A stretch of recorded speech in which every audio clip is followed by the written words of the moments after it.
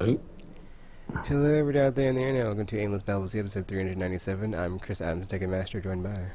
RPG Maniac 05. And Trioptical. So, we've got so much been playing, some RRR, and the news. Um, so yeah, for me, I mean, I did play. Okay, it's a weird, long, kind of convoluted story, but whatever, I'm gonna tell it anyway. So I don't know what happened, but like at some point I was doing something and I was like, let me play some Metal Gear Solid 5 and see for some other reason like what my base is up to and like or what's happened since like it's been forever. And like I booted up the game and I had like a ton of like stuff, but then I went to go like the base building thing that I was like doing last time I was doing. I was like then I remembered why I stopped playing. So it's like it costs like so much resources or whatever, or so much money. And then I was like, you know what, F it. I don't play this game anyway. So I just like sold a bunch of crap, and then but I didn't sell like everything. I sold like basically everything down to like the last thing. So I like had one of something for like everything that I never used, in case like everyone like just jump in and use it, and be like, oh man, check this out. But they gave me a bunch of credits, and so I just upgraded my base a bit. And I was like, yeah, this is. And then I was like, oh yeah, this is why I never going back to play this game because the in-game grind is ridiculous. And I was like, well, maybe someday, but probably not. So that was it. That was the whole thing. I just like randomly went in and looked at my uh, Outer Heaven mother base, whatever, blah blah blah. I was like, oh yeah. And then like I had like so many. It was so weird. Like just like I hadn't played in, like probably like over a year, and I just had like a ton of stuff just like pop up of like you've got this, you've got this, you've got this. And, like I had like a ton of stuff, and I was like, wow, that's one way to, I guess, get ahead in this game by slowly just taking very 12-month breaks in between logging in to be like, oh man, look at all these sweet things I have now. Let's see. Besides that, so my three games basically I'm playing right now at the moment are like Gran Turismo Sport, Monster Hunter, and Destiny. So Gran Turismo Sport, um, not always getting in daily to get in there, but like I've been doing that, and then I've slowly been getting through the I forgot what it's called. The what challenge? I don't know. It's the like where you do every course and it tells you every section of every course and you do like a lap. I've been going on all those, and I've only got two courses Challenge. left. Challenge what? It's challenges. Okay, the challenges. So like I've only gotten two courses left, which is um some fish track thingy, and then like the Nurburgring, which is like the 15-minute monster. And I was like, oh, that's gonna take like that's gonna be the whole thing. I'm just like, dude, it's like yeah, it's very intimidating. I'm just like, I don't do it. So it's like I'm just putting it off because it's like So whenever I get to that, and I've been doing like the dailies to get like the free daily cars when I can, unless I'm just like I'm yeah. I'm kind of like too grinding out on Destiny though to like really have time to do that. So it's like whatever, just yeah. It's like I don't really need to because I have like a ton of credits anyway. And I'm doing endurance races. I get like 40,000 credits at a time. I can buy like a ton of cars. It's great. And so I just like slowly doing that, just getting all the cars I want, and like doing that. Oh, actually, I think there was like an update recently. Or there's going to be an update soon, so that's going to be nice to see like what they add. So just enjoying the game as they keep adding to it, and it's nice games as a service model to like how it could be if you don't f it up and make it not awesome like other games I won't mention. Let's see. So besides that, Monster Hunter World, what have I done in this game? Oh, I've been doing the weekly limited bounties. So I've been jumping into doing that every Thursday, or wait, no, not every Thursday or Friday. I think every Monday, because like I'll basically be like grinding in Destiny and like get everything done by Monday or Sunday, whatever. And I'm like, all right, Monster Hunter World time, and then just like knock that out, and then try to get some Elder Dragon Valhazak for some sweet streamstones, because I haven't got around to the whole 5-sword epic quest starting because Destiny. So, until I can get back to that and like switch the awesome game for the terrible game I play because reasons. It's just sitting there and I mean I'm still playing every now and then. I mean Colby Charles is back, but I'm not gonna torture myself again of like, oh man, I really want these swords and just like because that kinda almost got me last time. LOLs. So I was like, yeah, you know what, Kofitar, you can go F yourself, and I will not be grinding any of you, because I've been there and done that, and maybe next time, but not this time, because technically I got things to do. Besides that, where is Destiny 2 at? Is it not in here? That's weird. But yeah, taking back on the D, Destiny 2, and yeah, I'm not really gonna say anything. Just that slowly grinding up to the cap, and you know how that goes. And you know, that's that. That's what it is. It's like you just go in every week, do your milestones, get your powerful engrams, infuse your stuff, and then you slowly get up there. And I think my Warlock can get to like 375 now, so it's like 385 I think is the cap, and then whatever 380 is like it's like where you need to be to get to the new rare there, which we haven't beat yet. We got to the boss, but we haven't been able to kill him. So Wow. hopefully So we'll do that. it's pretty hard. It's not hard tropical. It's just effing getting to level and then getting it done. So it's a time thing, and I'm not like it's like I'm not doing that ever again. So it's like it's just, I'm just taking my sweet time, and not just like biting off more than I can chew and just like choking to death. I mean, I guess I didn't choke to death, but it's like having a traumatic experience of like, oh, I'm never doing that again. I almost choked to death. So and I guess the Iron Banner was up, and I got all the ornamentations that are new, and that was nice to like just I mean, it was a grind. It's kind of I don't know. It's whatever, dude. I'm at peace with this game. I've said this. I mean, I don't think I said the last time, but like I'm at that threshold where it's like it cannot break me. It's like it's pushed me so far that's like I just like I get to a point where I'm like whatever f this game, and just like that's all I tell myself. I'm like whatever f this game. Like whenever stuff's like just not going my way, I'm just like it's this stupid game. It's Destiny. What do you expect? And I'm just I don't know. It's weird. I have like a weird like way to humor myself when like things are just not going my way, which is most of the time, but it's like whatever, like I and then I'm just it's weird. I don't know, it's a whole existential crisis thing of like I'll play it and I'll be thinking to myself, why am I playing this game, why am I wasting my time playing this game, why am I wasting my life away playing this game? It's weird. I don't know, it's like a you whole love it. meta thing of just like I'm playing the game and I'm thinking of like what else I be doing, what could I be doing in my life that I'm not doing right now. It's just like I think this game was like a life affirming game for Tekken. It's like however many years of like grinding and loot, and then at some point you start to question it, and you're like, I don't think it's worth it, Tekken. Why do I keep doing it? But then it's so weird because then I'll like think of all these reasons for like mechanically this game is sound and I have fun, but then the story's terrible and the grind is terrible. But at least I have my friends, so like at least I can raid with my friends every week. So there's that. And it's like it's just like slowly coming up with like these small things of like why I keep coming back. And then when I play it and like all the stuff hits the fan and like this effing game, effing pulse grenades, effing the new light switch stuff that they don't even get me started, like the new heroic strike like effing modifiers that are like arguably worse than Destiny 1 because it's like light switch is like one hit kills now, which is like back in the day I think it was like maybe that, but then I think you could have like at least went to like critical before you like No, I was died. about to say you could still semi-survive as long as it wasn't like a very powerful enemy that punched you in the face. Yeah, now it's like everything's one hit kill. It's like I even spawned into a strike in the boss room, and there's like these like orb thingies that like pulse stuff, and I guess apparently it's melee damage because I spawned in, and then there's like guardian down. It's like what? I just died after I spawned in because guess what? There's a pulsey thingy behind you that is melee damage, and it's a one hit kills because F or effing fan. I mean, I have like a tweet somewhere where I saved it. I didn't save it, but like, I tweeted out and like I was like, I know what they're gonna do with this DLC. They're gonna totally like ream us for all the stuff that we've given them, I'm sorry, not the stuff we've given them, but like all the hate and all the vitriol from the fan base over the last 6 to 12 months of just like, Destiny 2, Destiny 2, Destiny 155, Destiny 155, isn't that great, blah, blah, blah, blah, Destiny 2 is so terrible, blah, blah, blah, oh, who else but Bungo, and then I saw someone with like, Bumgie, like Bumgie as their clan tag, and it made me laugh in Iron Banner. I was like, ha ha ha. It was like one of the first matches too. I was like, man, people still like play this game if they hate it just like me. I was like, I'm not the only one.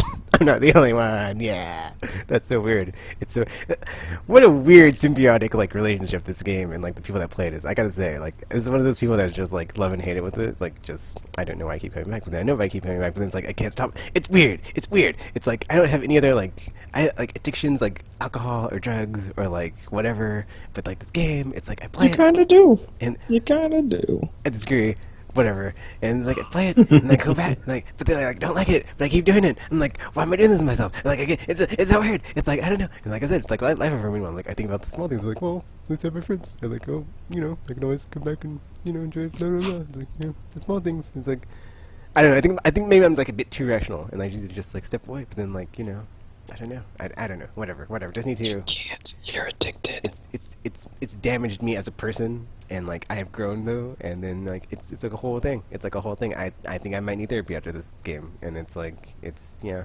whatever, or this franchise, because I used to like grinding, and I used to like, loot and all that stuff. But then it's like I play other games and it has it, and it's like, oh man, this is so fun, Monster Hunter, and like they do it so much better, and I'm like, man, this is how it's done. And I go back to play this game, and I'm just like, why, why, and just yeah, Iron Banner. You like man. the punishment.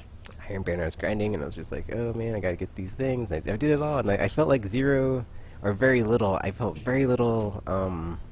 What's that word? When like you're happy and like you you feel accomplished. I guess that's it. I felt very little accomplishment. Happy? You felt very little happy. I felt very little accomplishment and happiness. It was just like, man, I don't know. It's like, yeah, I just play the game to power up now and level up and stay at level. It's like it's not even about the. There are like no small moments of like, oh, that was funny, tee hee, that dialogue. It's like, nope, just a bunch of characters that don't matter because the story's terrible and crap, and it's like all terrible and crap. Doesn't matter. Just like, yeah, it's so weird. I'm just going through the motions. And then like it's funny too. Like today I was playing on stream, and then someone in the chat was like, you look bored, and then I didn't know who it was, and then I almost went like this whole tangent, like rant of like, oh, I look bored, do I? Have you ever? Like, okay, it wasn't like super aggressive like at the person that said it, but it was like, You were definitely super aggressive at the person. I was not super aggressive. At first, I was like, they said it, and like I couldn't stop like saying stuff about the game of like why it's so terrible and like why it's so boring, and then I was like, man, this game, like I could just do like a whole thesis statement of like doctorate degree level of like why this game is the way it is and like why it affects me the way it does, and just like whatever, dude, whatever. I'm glad we're almost at the end of the road on the raid layer, and I can just jump in every week just to do my powerful engrams and get my crap infused up and then be done and like play it once a week, and that's it. Like I'm glad I'm back to that, because this last month I gotta say it's like I look back and I'm like, I mean, it hasn't been a month yet, but it's like it'll probably like in my brain it's like it'll probably take a month because I play once a week, and then I try not to grind too much, but I can't help myself, and then yeah, whatever, dude. Anyway, Destiny 2. That was a bit incoherent and rambling. I don't care. That's what it does to me, okay? And like that's where I'm at right now. The game is just I go and I play, and that's the life in Destiny 2. The struggle bus that you board, yeah.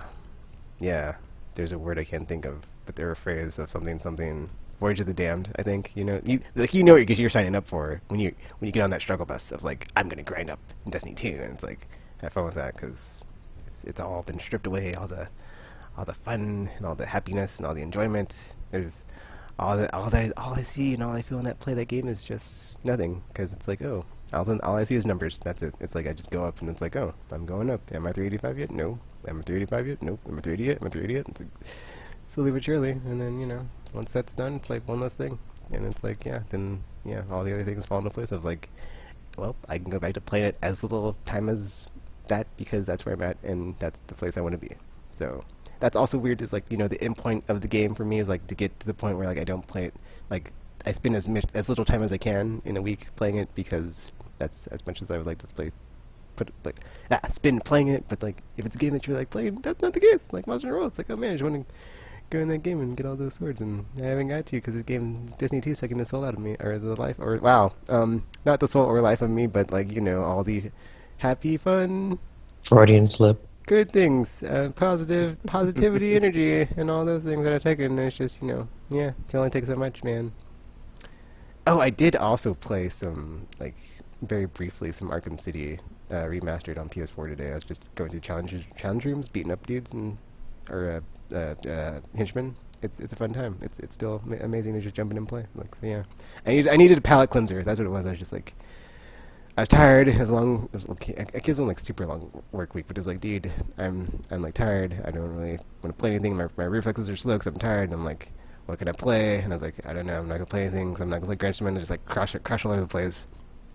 I'm not playing Disney F that game, and I'm not playing effing Monster Hunter, because I need to be on my game if there's like a monster that's like trying to kill me. So it's like, I can't play anything right now. I'm trying to sleep. And then I woke up and I was like, I said I would play Batman. I'm playing some Batman. And I played some Batman, and it felt delicious. It was a very good palate cleanser from the. I mean, I will say palate cleanser. There's another analogy I want to make, but it's very vulgar, so I won't. So, Oh my. it involves the lower half of the human anatomy. But yeah, we'll just leave it at that. And, please continue.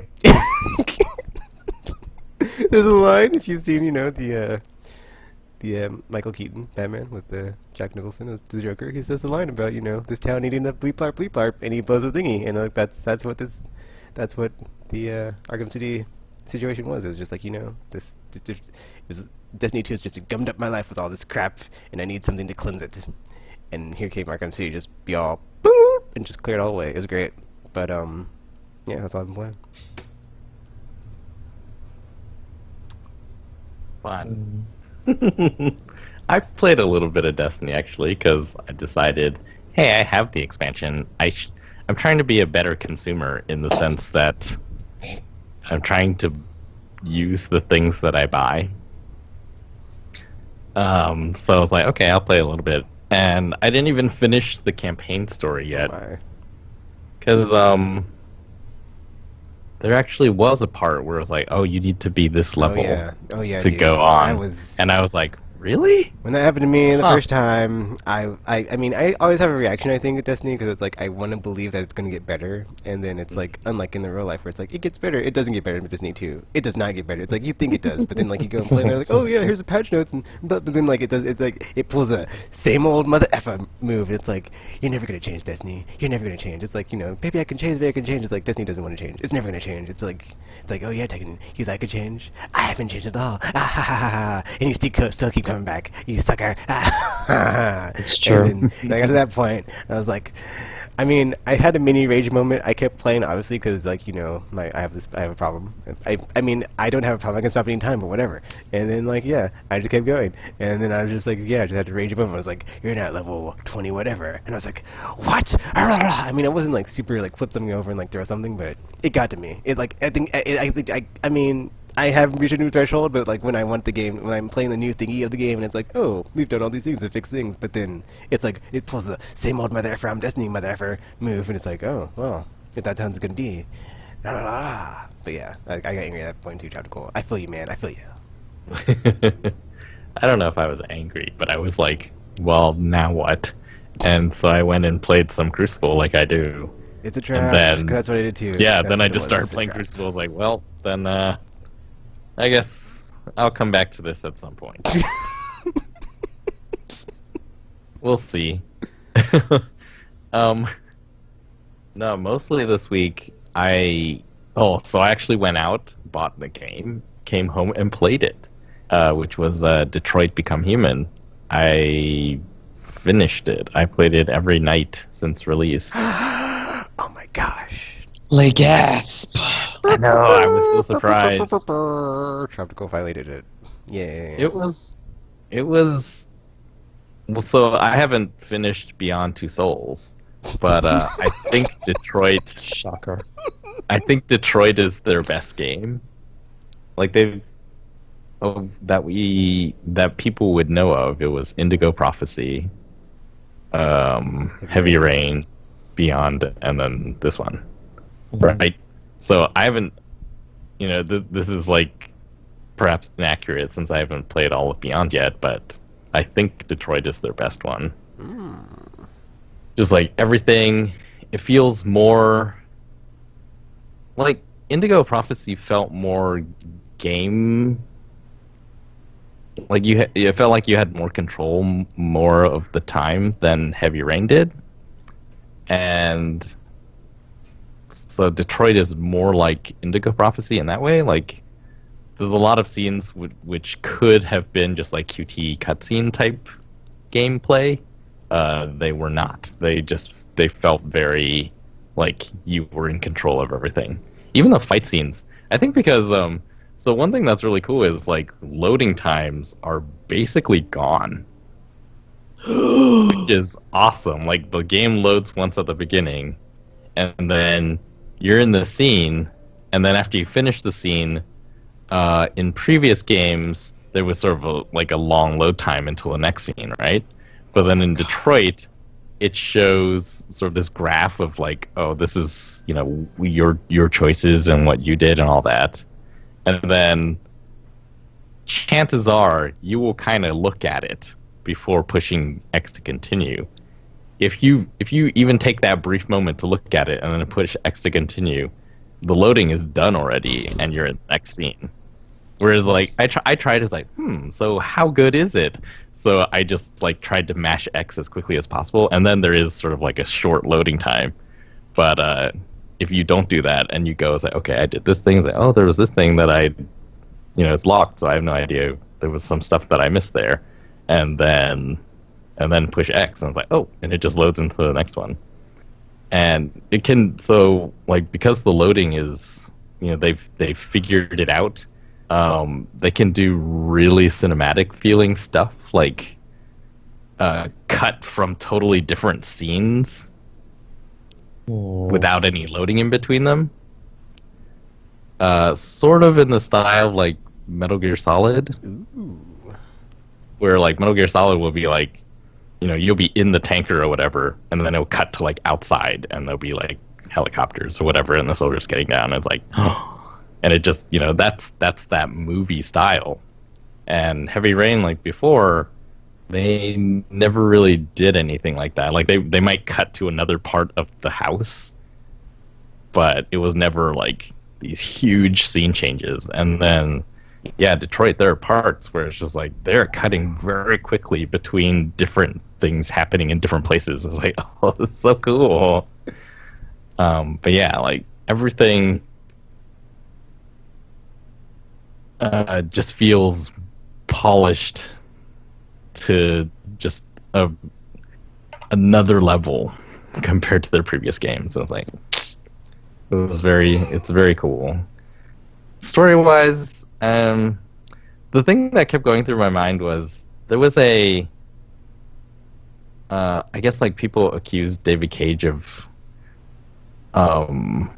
like, if you think about this type of story, you think, oh, it's probably about like social injustice. It's like a metaphor or whatever, or prejudice and oppression, things like that.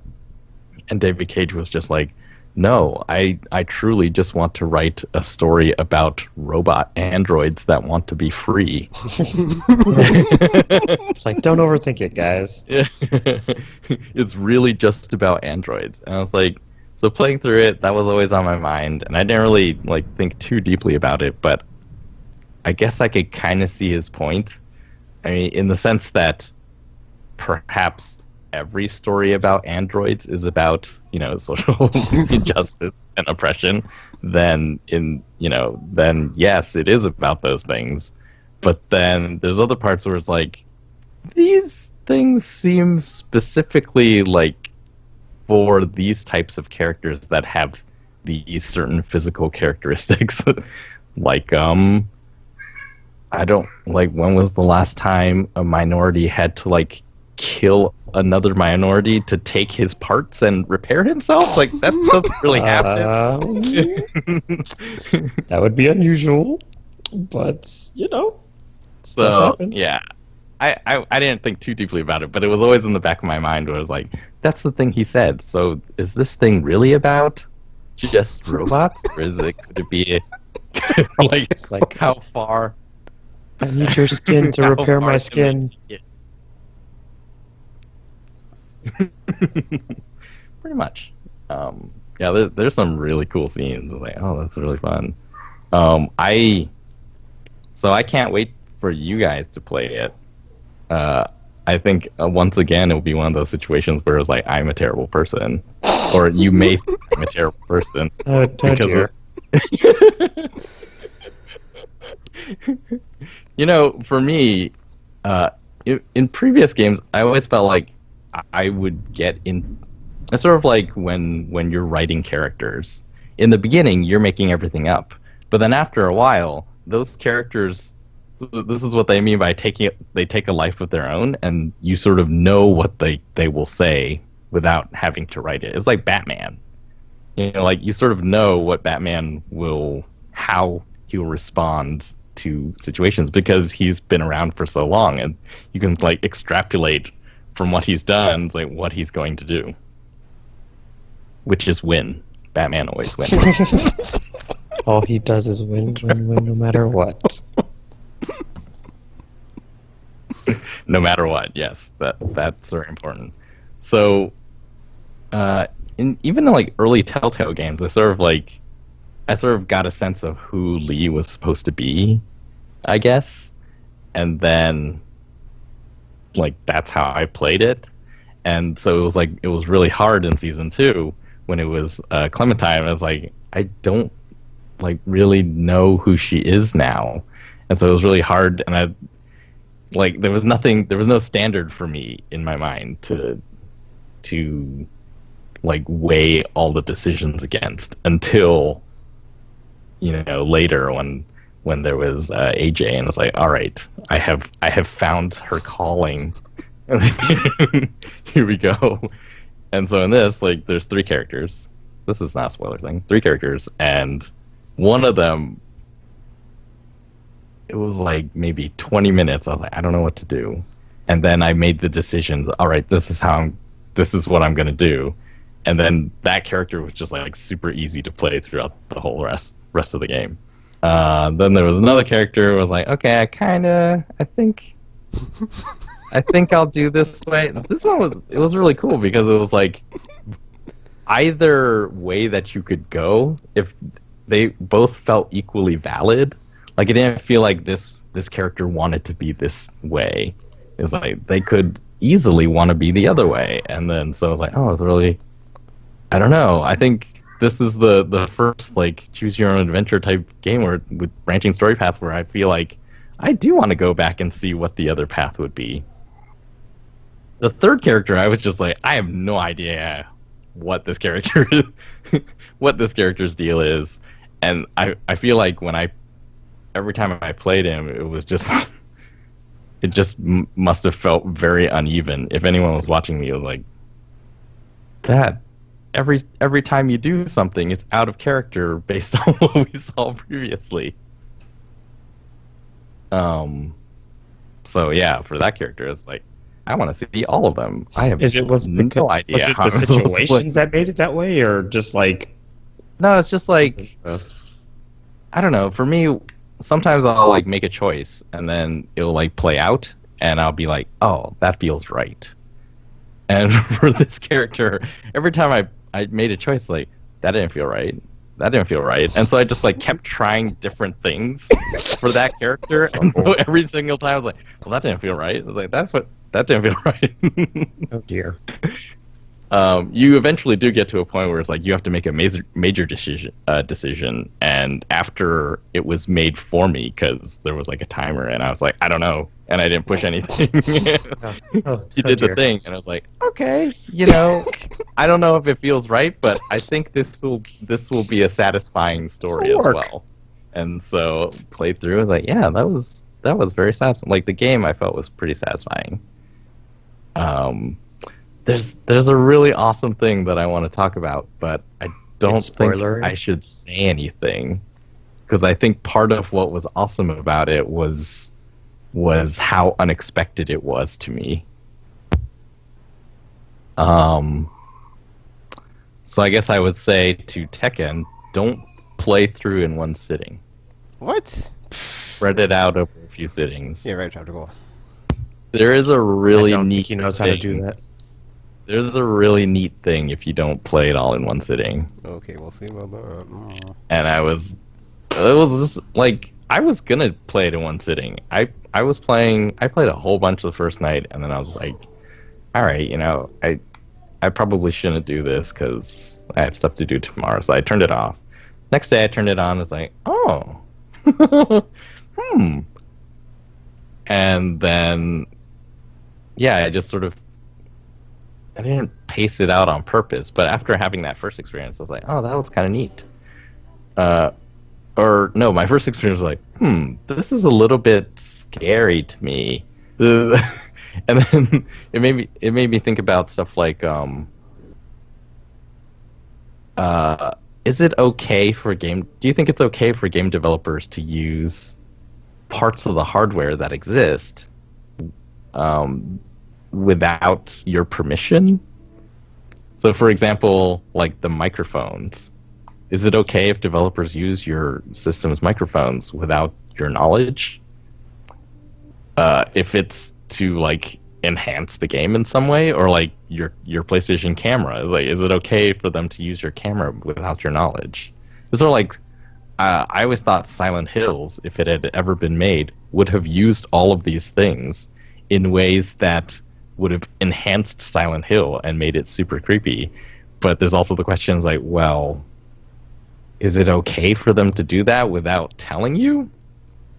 Like, would Psycho Mantis's like move the controller around with vibration been as sort of like as fun a moment if they had been in the beginning? It's like, we might use your vibration configurations. Is that okay? It's like, why do you need that? It wouldn't be it wouldn't be surprising if they told you, if they asked permission in the beginning, but then cameras and microphones, people were always like, I don't know, these are kind of, I don't want to be spied on. Does Until Dawn do that? Does it Does use it tell you about the like camera thing before the fact?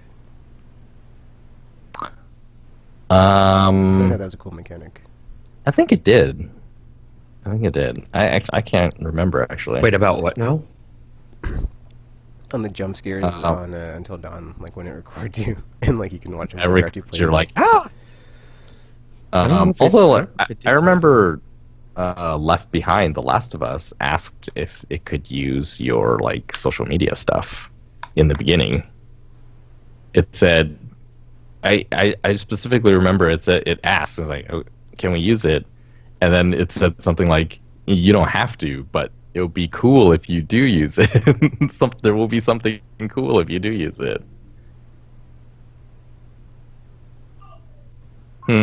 So maybe it's okay to ask permission first. Anyways, I'm not saying that Detroit does that. I'm just saying that It's too late. You already did. Made me think about it. Lies. So now I'm going to be on the lookout for everything, being all paranoid. It's like, wait, what is this? Is this the one? Is this the thing? Is this the thing? Is this the thing? Do you have Detroit already? I Probably not. No, it's because there's too many things coming out next month. So I forget that normal people don't buy games they're not going to play instantly. Although, wait, Tekken, you have God of War, right? Do you? Yeah. But you don't have Detroit yet. I got Detroit too. Oh, you have he Detroit. just probably hasn't played it because he's Tekken and he's been playing Destiny.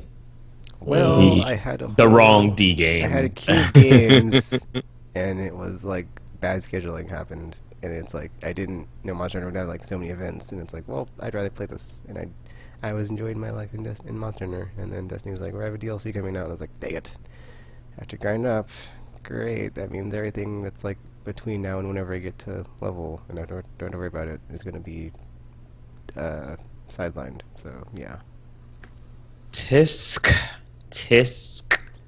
Then I saw Tropical Fish, and I was like, oh, it must be a short game, so good for that.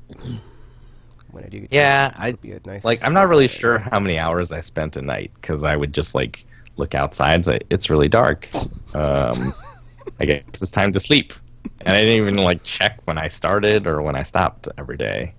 But it was like every night, Friday, Saturday, and Sunday. Yeah, Monday I was done already. So 3 nights. I think it was like a Telltale game length. But I'm not really sure.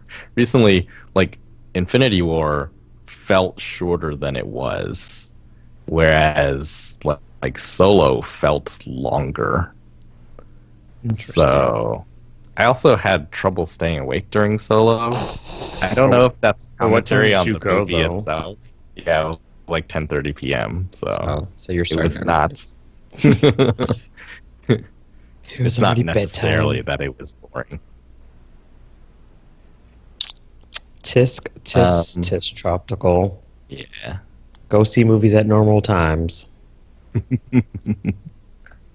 Another possibility, I guess, is maybe I didn't do that well in Detroit because it's like their other games. Like, it can end early if things don't go correctly. But I felt like I had a conclusion, and it was moderately satisfying. Or one of them was satisfying. It was moderately satisfying. which I was like, oh, cool. I saw a review that was like, chances are you will get one of the bad endings the first time you play it, so you might think that the game sucks because of that. But no, I had an ending. I was like, oh, pretty good. It also the game looks really good. It's pretty amazing. It is a step beyond. Ha! Pretty impressive. What was the other thing I played? I played Job Simulator because last week there was just tons and tons of new PSVR games announced, and I just that pushed me to finish some so that I can buy some more, which I will do, or actually already did. Yeah. Job Simulator is, if you've ever seen Job Simulator, you kind of know what it is. It's basically a jokey take on what work is like in our day, spread across 4 different jobs. And really the fun part is being able to pick up and manipulate almost everything in the environment. And they do a cool thing where, like, if you bring food close to your head in real life, then in virtual reality you'll eat it or drink it. The microphone is also used, so you can blow things, like you can smoke pipes and blow Of course. little like party horns and stuff. So I was like, oh, that's fun. I think the funniest thing. So I played through the entire game. It is a very easy platinum, if that matters to you. But I think the funniest thing that happened was I let my daughter play. She is 5. If you have PSVR, it says that you shouldn't give it to anyone younger than 12 for some reason. I think it's mostly just a cover our legal bases and type warning. So they don't accidentally hurt themselves or something from maybe flailing like crazy people. Almost. So it was really funny because this is the first time I noticed that VR games got to be designed for a certain height, or you have to be able to like give people the option to adjust it. Because the first time she put it on, it started and she was like her real height. In virtual reality, so everything was towering above her and she couldn't like reach the buttons and stuff. And it's like, you're fired, you couldn't do your job. It's like, I'm 5, why? It was really funny because the purely coincidence, like she knew what to do because she's been watching me play and she thinks the game is hilarious. And so it started and she was like trying to grab this card that starts the task, and she started climbing something in virtual reality, and just purely coincidence there was an ottoman in our room, like right where it was. And so she climbed up onto the ottoman edge, and she had surprise in her voice. It's like, oh, I can climb. Oh. But then the ottoman was not as big as the virtual whatever she was climbing. And the next step she like fell off. So yeah, that's probably why those kind of warnings exist. It's like, yes, children can't do all of these things safely, so... But it was so funny. Because she still doesn't really speak that much. And so it was both surprising that she was climbing something, and it was funny to hear the surprise in her voice, like, oh, I can climb. But yeah, Job Simulator does allow you to adjust the height of the floor, but unless you're doing it yourself in the headset, it's confusing. Like, it's hard to tell what it means. Because I was watching on the social screen and trying to adjust the floor for her. I was like, yeah, I think you should be able to adjust it so that, you are adult sized, even though you're not. And then, so I adjusted it all the way. I was like, okay, I think that's right. And it started, and basically it had become like your head. It's basically you're lying on the floor, and everything is, meters above you. You're like, oh, that's the wrong way. It should be. So you should. It's like I'm even smaller lower now. Yeah, he was like, I'm you're on way it. smaller. Yeah, that game is pretty fun, but it's really short. And probably the way I played it was really boring. It was like I was extremely like task focused. Like I wanted to finish it. And so there's one where it's like car mechanic, and there's just all this goofy stuff. Like you can, there's like green energy batteries, which are potted plants. So you can just like take out, what do they have in there usually? I don't know. It's just like really strange, kind of make sense, but in real life don't make sense things inside the cars. And, you're just supposed to like repair them or like basically do whatever they tell you to. It's like, oh, I want green power. So you're supposed to like take out whatever battery they have and put in like the flower pots or put in solar panels inside of the engine. And there's just like a ton of fun, sort of goofy, hilarious, I guess, things that you can do that would also accomplish whatever task they want you to do.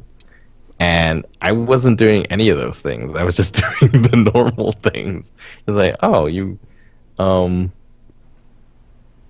yeah, instead of the flower pot, it's like, well, the nuclear energy is actually green, I think. So I was like putting all those in. It's like, it's kind of weird, but not as weird as it could have been. And yeah, I think I could have done crazier stuff, but I didn't. And it's like, kind of wasted opportunity, but I finished the game. That is what matters to me. And I did it. I guess RPG is not here at the moment. Should I talk about mobile filth games? Ugh, sure. I started to play a mobile filth game. Well, so two reasons. One is because it was made here in my city. And the other reason is because that company got a license or like they're building Disney games. So it's a Disney game made in Wisconsin called, I have no idea what it's called. Disney something. That was not important to me. Basically, it's a really basic mobile game. The RPG style ones in which you collect characters, you level them up, you level up their skills, you collect more of them, and then you fight other monsters or whatever, and you go through levels, and then you wait because you gotta wait for energy to recharge, or you can like spend money, which I'm not gonna do. And then you do it the next day when you have more energy again, and you just keep doing this thing over and over again. Strangely compelling, but I think it's because the game kind of plays itself. Mostly, I guess it's to see those characters. It's made up primarily of Pixar characters right now, or is it? Yeah, like the 3D animated characters. So some Pixar characters, and then some of Disney animations, like recent characters, like Wreck-It Ralph. And in fact, I think the entire campaign is sort of. It feels like it may be partially inspired by the second Wreck-It Ralph movie that's coming out soon. Because Vanellope and Ralph go to some place and it's infected by viruses or whatever, and then some of the characters there happen to be like Incredibles or characters from Zootopia. Yeah, I don't know. But yeah, this is launch week, so far it seems to be fine. I tried another one before. It was a Star Wars one that was basically I think basically identical to this game, but it was really hard to get into because it I, by the time I had played it, it had been out for so long that there was just so much different stuff that you could do. It was just overwhelming unless you really want to like put in the effort to learn it all. Like, no, I don't want to do that. So when mobile games come out, they have less stuff because that's how games launch now. Oh man, that's So it's like easier to comprehend because there's less of it.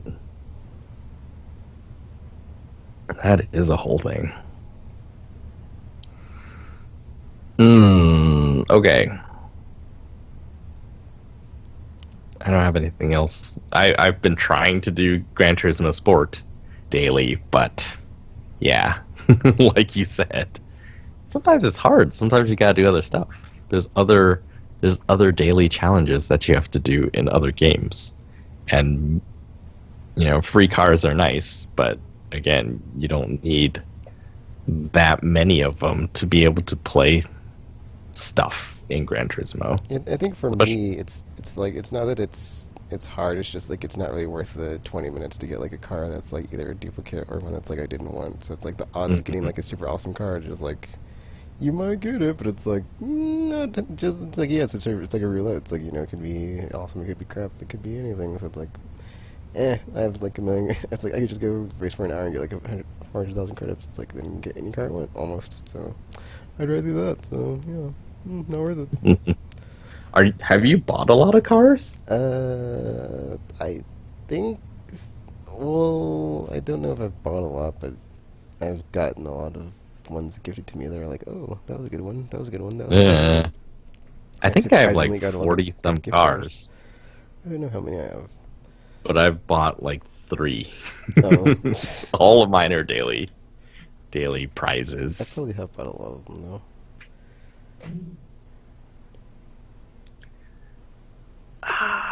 Gran Turismo is fun. Yeah, Fortnite. They're continuing their like season 4, and they do like weekly challenges that I thought you had to do in the weeks that you get them. But then last night, I was thinking, oh, I'm not. There's no way I'm getting week 4 challenges done in the next 8 hours. And it turns out it's like, oh, you don't have to finish them. They last throughout the entire season. So now I'm gonna be even more lax in Fortnite.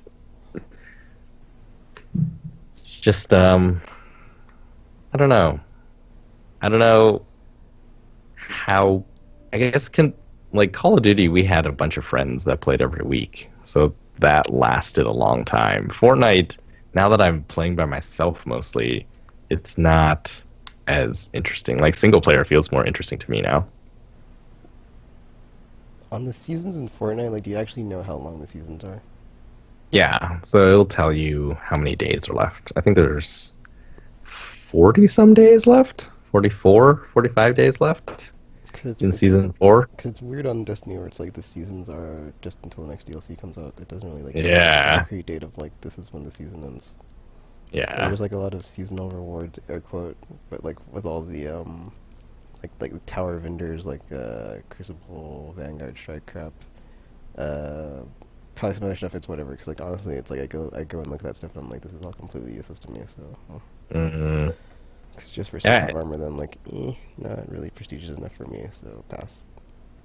I think even when it was like the books in Destiny 1, there was no. It didn't tell you when the book was ending until like one day Bungie would just be like, oh, it's ending this date. You better hurry up. And then I would have to cram. And I don't think I ever finished any of the books. Wow. That's something that's really missing from Destiny 2. Surprise, surprise. Is the story decent? I guess so. It's not bad. It's just like, it was what I expected. Just a couple story missions, and it's like, yep, that's it. Whatever. Mm, On to the next Yeah. one, whenever it's here. how far? Yeah. Well, so far the story to me is like this is really weird. Like, so just because one guy doesn't want to deal with this thing, like no one gets to.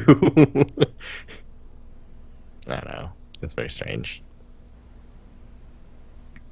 Yeah, I'm kind of like wondering like the ramifications of this DLC, if they're going to be like a long-term thing, or if it's just like the first thing that happens in the next expansion or next DLC is like the Warmind's dead, or Warmind's gone, or Warmind's disabled, or it's completely useless now. It's like we had all this power, now we don't.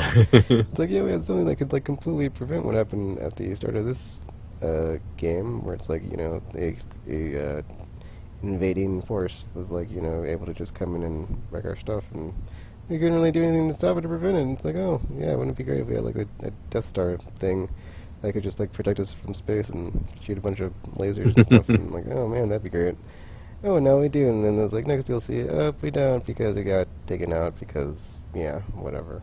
So isn't that what the war mines were supposed to be for?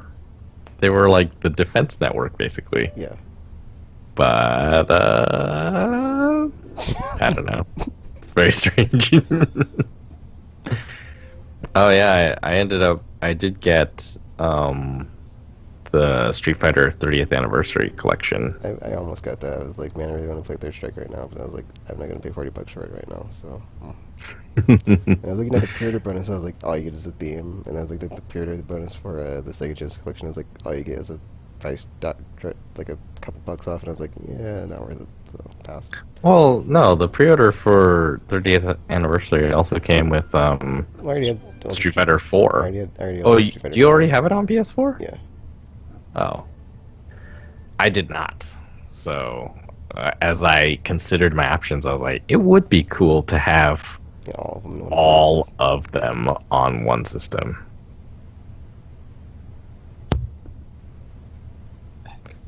But yeah, I haven't played it yet. Of course, yeah. The VR games I bought. So there was a painting program. I think it's called Cool Painter VR. And like VR painting looks really cool. So I was like, okay, I do want that. And this is the only VR system I have, so I'm gonna get this one. There was, I don't know if you can get it anymore, but occasionally live.playstation.com does really simple quest challenges where you're just supposed to watch a few videos or whatever, and then they give you stuff. And for Detroit, it was a 20% off the store code. And so I was like, cool. So I got that. And then it expires, I think, on the 31st. So I had to use it pretty quickly. And so I got Cool Painter VR. I got the Next Generation Star Trek Bridge Crew DLC, which I haven't played yet either.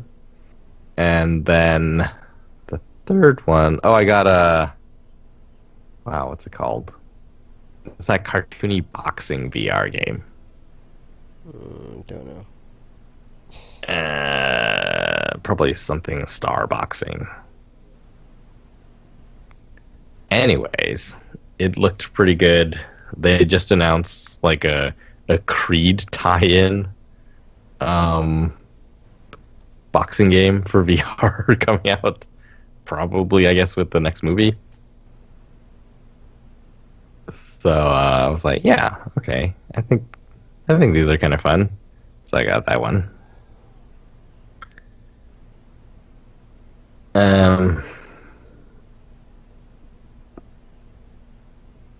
Yeah, it's been 2 weeks. You'd think I had played more, but I did not. You never do. I never do. RPG, what have you been playing? Nothing special. Just stalling for a time until like June comes and like more stuff gets released. But RPG, we talking about until June comes. June's in like a couple of days. I know, but that's what I'm saying. Like in the past 2 weeks before, because I mean, you didn't podcast last week and then stuff, so it's like I had definitely other stuff to get to June. I mean, yes, now we're getting to June now, but I'm just saying, I was kind of just stalling until June came. So I was playing Digimon Next Order and got to the next chapter and stuff, but nothing special going on there. I think I prefer the turn-based ones to the world style games. I don't know. I don't know. Maybe it's because I just prefer turn-based RPGs. Could be it. I don't know. Because the battle system's weird. So there's that. But I think they did release another one. It was like a sequel to Cyber Sleuth, but I don't think I never picked it up. So I should probably do that. But other than that, I picked up Tokyo Xanadu EX for the PS4 and started playing that. And it's made by the same people that makes the Legend of or the Trails of Cold Steel series of games. So it uses the same engine and everything, but they also, I mean, it takes like elements from different games. So it's kind of like a mashup of various things. So it's like they use the engine and like some of the story elements from like the Trails of series. So it's like you have the same type of like menu system and the whole art style and all that other stuff, but then it also has like the battle system from like the Yeast games. So it's an action RPG, and it's kind of set up with the similarly with the whole switching in partners and combo system and everything. And then but it also has like the social aspects of like the Persona series. So it's like you have like the attributes that you get outside of actual like doing stuff, so like the wisdom and all the other stuff from like building up stuff so that you can do other like unlock certain side quests and stuff, and also like the dungeon crawling aspect too. So it's like kind of like a mishmash of various games to create one game. So I haven't gotten like too far in it because I just started playing it recently. So but the chapters don't seem particularly long, so there's so it's not, I probably won't take as long as like one of the Trails of Cold Steel games. So and then I think the EX version of this, because I think there was a Vita version that came out before this one was released. The EX version kind of has like a bunch of like added bonus stuff, like a separate side story where you play as a different character guy who I guess is like some mysterious character for now, but he has like his own like unique abilities and all this other stuff. But from my understanding, the Vita version didn't have like a lot of stuff that wasn't, I guess, like DLC or something added later. But the EX version came with all of that stuff, so it's all already included and all that fun stuff. But I've only been playing those two games because, like I said, I'm kind of just like stalling for time until like June and E3 and the other games in June come out and stuff, so I can play some more stuff for this summer, and then we should be good, because then once E3 comes, we'll be getting a bunch of like release dates for stuff, and probably won't have like a summer drought or anything like usual. So we'll have so many games to play. So, but that's pretty much all I've been playing. So it's been anything too exciting yet. We have so many games to play now. So many games to play. Actually, yeah, I guess I did play, because we didn't record last week, but I also played Onrush is the new game coming from Codemaster Evo, who used to be Evolution Studios, who made MotorStorm. Onrush is their like beta though. It's in beta, but it's quite fun. It's I heard like a weird description where it's like it's SSX meets Burnout or meets Mario Kart or something weird. So it's not really racing. Not Mario Kart, but what was the game MotorStorm? That one, MotorStorm, SSX, and Burnout all mixed together or something weird. Like, what's the SSX part? Yeah, I guess so. Like, SSX is the one where you get boost by doing tricks, right? Mm-hmm.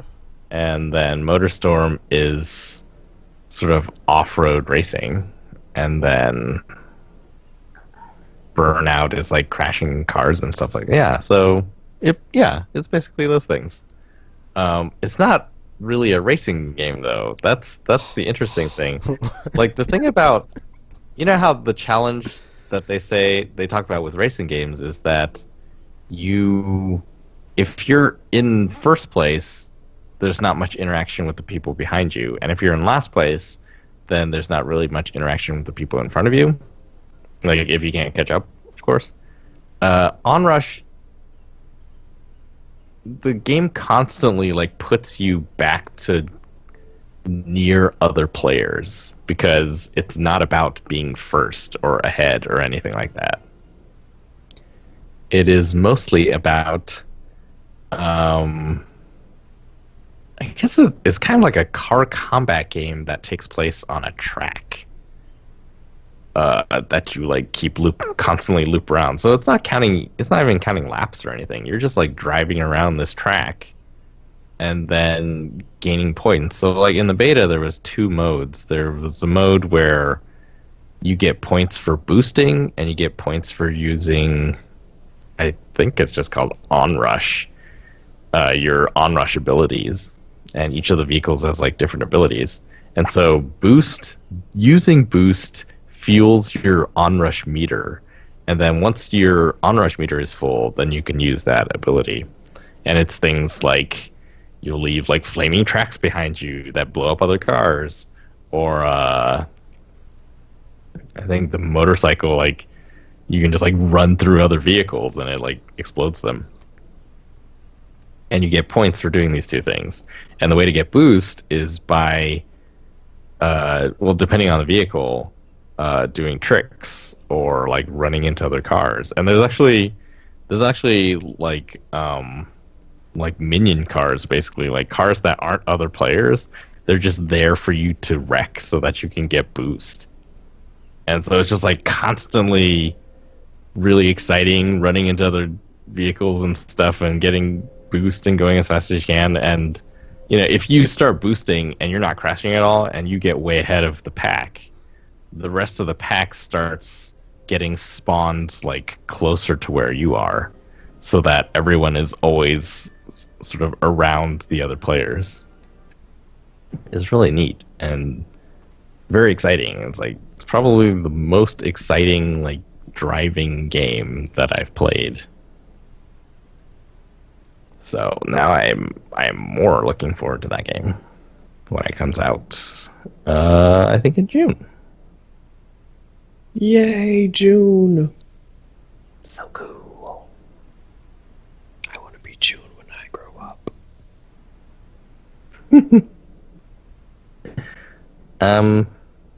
All right. Let's do RRR. Because we're RRR. Rapid release responses. We go through releases.com's list of games coming out in June, and then we gauge our interests towards each of them. And if we have no idea what the game is, then I read a truncated 10-word description from the website. And disclaimer, this is for fun, because 10 words usually is not good enough to describe what a game is. So, and sometimes it's really, really, like, not enough words to say anything at all. Because they're not writing their descriptions for this segment that we do. They are not. They clearly are not. They're not. Especially the 5-6 word long titles. That's true. And then they're like, let's put our title in our description, because it's fine. All right, so we're doing this for the month of June now. Ow. Hold up. Ugh. Okay. I think he's dying. Yeah, I hurt my back yesterday, and then I just sat in a different way, and now it hurts. Okay, June 1st, which is this Friday, June 1st. The first one we have here is Earth Atlantis for PS4, Xbox One, and Switch. I don't know what that is. Earth Atlantis is a side-scrolling shooter with an original monster hunting. What? Monster hunting, but also side-scrolling, so... No? No. I don't think so. I don't think so, Tropical. Next one is Illusion, A Tale of the Mind for PS4. Ooh, what is this? Paris, 1924. Follow the adventures of Emma, a little girl. Pass. Wait, what genre is this? Before I It pass. says action adventure.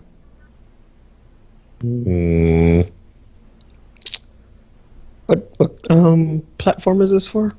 PS4. Wow, I appreciate paid attention. Sorry, I was only half paying attention. Stop bothering me. I actually might be interested in something like this. I actually might be. So I will not pass. I will look into it once it is released. Illusion. Because I'm not Tekken. Tale of the Mind. Yes, I don't participate too much in the gauging of interest because I'm usually interested in all of them. So just take that as my default position. Yes. June 5th, a game called Awkward for PS4, PC, and Switch. Is it a story about life? Because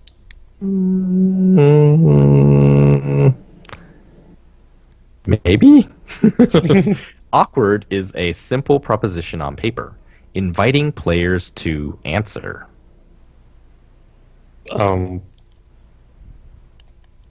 huh?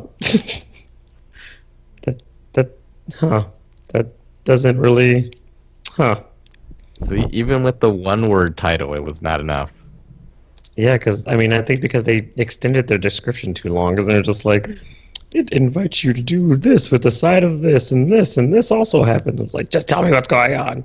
So, I have no idea. What's the genre for this? This one says it is a party. It is a party genre. I love the party genre. I don't pass. The cover has the Illuminati eye symbol Oh gosh. with a mandala behind it, and then sort of Art Deco style decorations around the word awkward. And then there's an old guy with a beard and a cigar and some wine, Oh my and he's in a gosh. suit, and he may or may not be wearing a monocle.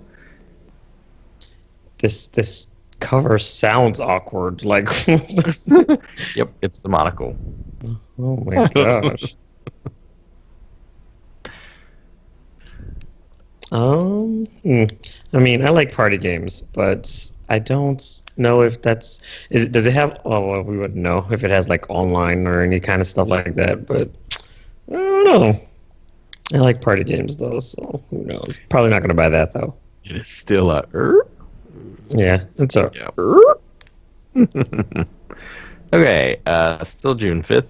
Warhammer 40k Inquisitor Martyr for PS4 and PC. No. No 40k? No. I'm not into those type of games, so Check again, Warhammer 40k Inquisitor dash Martyr. Wait, no, this isn't the Left 4 Dead one, is it? This is... I don't think so. No. Alright. And then Vampire or Vampire for PS4 and PC. yes. Yes. It does look fun. Actually, I don't know about that. It interests me. Very interested in feeding on civilians to survive and become a powerful vampire. Because maybe it's the retelling of the legend of Count Dracula and we just don't know it. It's a stealth origin story! A stealth origin! So yes, I'm pretty excited about this one. And it's made by the same people that made that wonderful game that made me question things about life because... Crap, I forgot what theme song I used for that. But you know, the one that had all the songs that all sound the same about life being all weird and awkward and guitars and ukuleles in them. That. Good times. So I'm curious to see how they handle an RPG. So this should be fun. This should be fun. I know Tekken wants this one, right? Eventually. Oh, okay. Then we got Blaze Blue Cross Tag Battle for PS4 and Switch and PC. Blaze Blue. No, I'm not into fighting games, so no. I mean, it seems like the wow, I can't even think. Artworks version of the Marvel tag system, so it's gonna be interesting. Yeah, kind of. But I've yet to play any of their games that I bought from them, so maybe I'll get it eventually. But I still haven't played Guilty Gear Second Gig or whatever the PS4 one is. So even though I bought it. I'm shocked and appalled. Neither have I. Okay, this one is Shape of the World, coming out on PS4, Mac, and PC. I don't know what this is. Me either. Shape of the World is an ephemeral first-person exploration.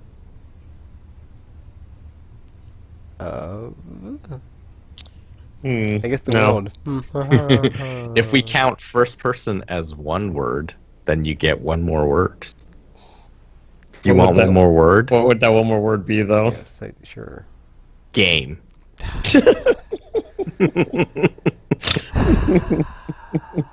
You don't say I'm in a game that's first person exploring it in first person.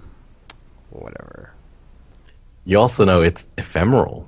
That doesn't. That So doesn't really. it's short-lived? That really doesn't help me at all. Yeah. All right. I'm gonna Remaining take mystery things shape of the anyway. world. Shaq Fu comes to PS4 and Good old Switch Shaq and Fu. PC. I saw Actually, it's Shaq Fu: A Legend Reborn.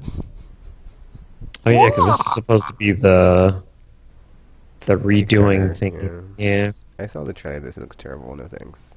I'm staying away from this. I did not see it, but again, I mean, the original Shaq Fu was fun for its novelty back then, but It's not I'm even a not. fighting game. It's like a side-scrolling beat 'em up. Oh, Yeah, it's weird. then definitely no. But still, the novelty is worn off, guys. Let it die. Like the video game. Ha ha. Ha Ha. Sips from a cup. Then we got the Elder Scrolls Online Somerset, PS4, Mac, PC. No!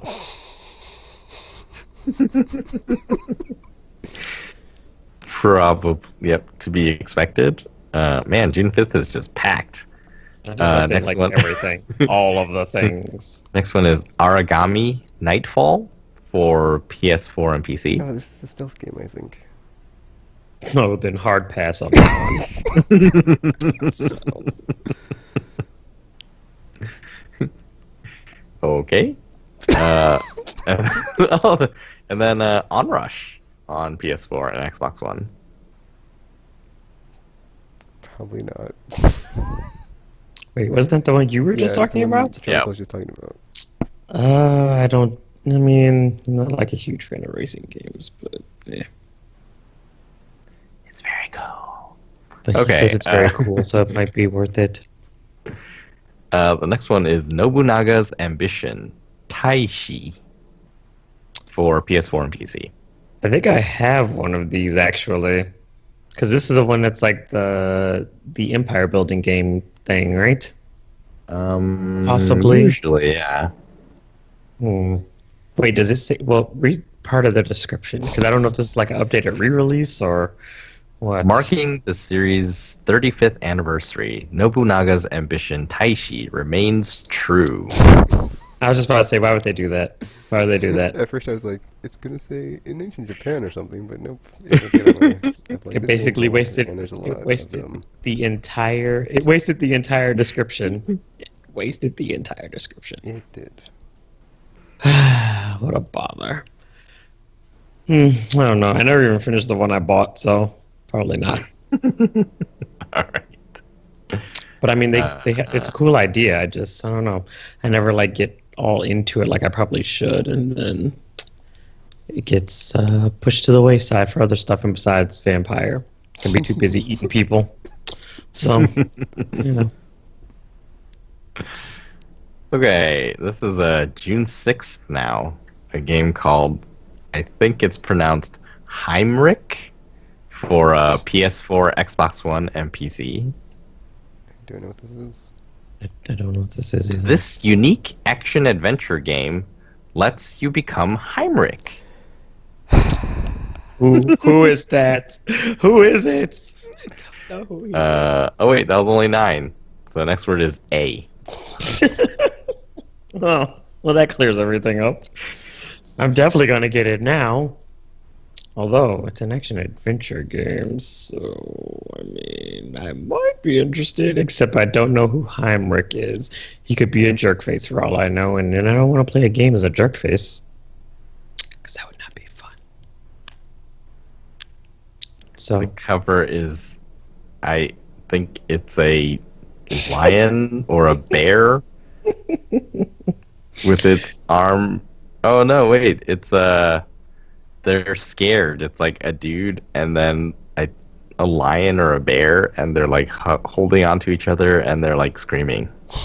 what the hell? And it says Heimrich. Maybe it's an animal or something. That's yeah, whatever. I'm not getting this game. That sounds different. Heimrich, maybe he's the hunter or something, and they're scared of him. And you're actually a monster in the game. You're the monster, or you're the animal, or something like that. So feel horrible. Feel horrible. All right, June 7th, MotoGP 18 for PS4, PC, and Switch. Nope, No. I don't play motorcycle racing games ever. What Tropical does, he loves them. I mean, I have one. Like I think like back in the arcade days, I did when I was like a kid. But then like that's because you got to sit on a motorcycle and be like, oh man, I'm leaning side to Oh side. yeah, I remember that back in the day when you had to like rock side to side, Yeah. and then the thing would be all. That was kind of fun. That was great. That's way funner than an actual arcade game on console, just saying, because it's like a thing you ride. I mean, if you bought a motorcycle for your apartment and put it in there, you could do the same thing. Perfect. Aren't motorcycles like heavy? My plan is correct.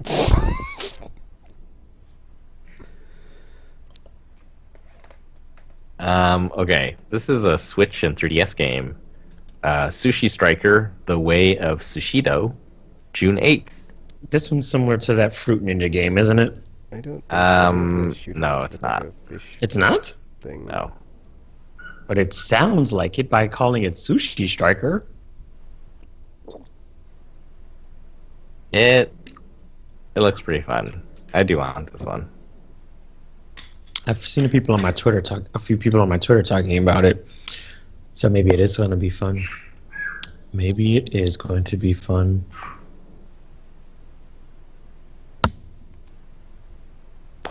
But if I was going to get it, it'd definitely be for the Switch. It wouldn't be for my 3DS. So I mean, Me too. although I do still love my 3DS, though. Don't get me wrong. Don't get me wrong. So, yeah. June 12th, Jurassic World Evolution comes out on PS4, Xbox One, and PC. Is this a tie-in with the movie, or is it like It's the, a theme park building one the that park building. Tropical was like, Yeah. I want to Yes. do this because The other one I want because you want your guests to be eaten by the attractions, because that's normal. It's fine. I mean, I'm not judging you, but I'm kind of judging you. I'm sure if it's ever on sale on the Flash, so I'll pick it up just because I want to see what it's like to build a park and be like, what's the worst that could happen? It's only... Oh, no, Everything. it's not, Everything is the worst that could happen. I mean, it's not robot dinosaurs yet, ... But it's a start. It will become that. It's like they upgraded themselves. How is that even possible? They don't have thumbs. They don't have thumbs. Oh, this is interesting. So, okay, this is a PS Vita game coming out June 12th called how do you say, I guess Muv Love Alternative? What? That's the title. Muv Love. It's called Muv-Love? I Yep. have never heard of this. But what is this game? Muv Love Alternative is an epic tale of political conspiracies, international. Ooh. Conspiracies, you say? I am into conspiracies. It says it is an adventure game. Ooh, and it's an adventure game. So, I might be interested into this. How do you spell this one thingy? MUVLUV Alternative. Although, I'm very suspicious of this. Who's the developer?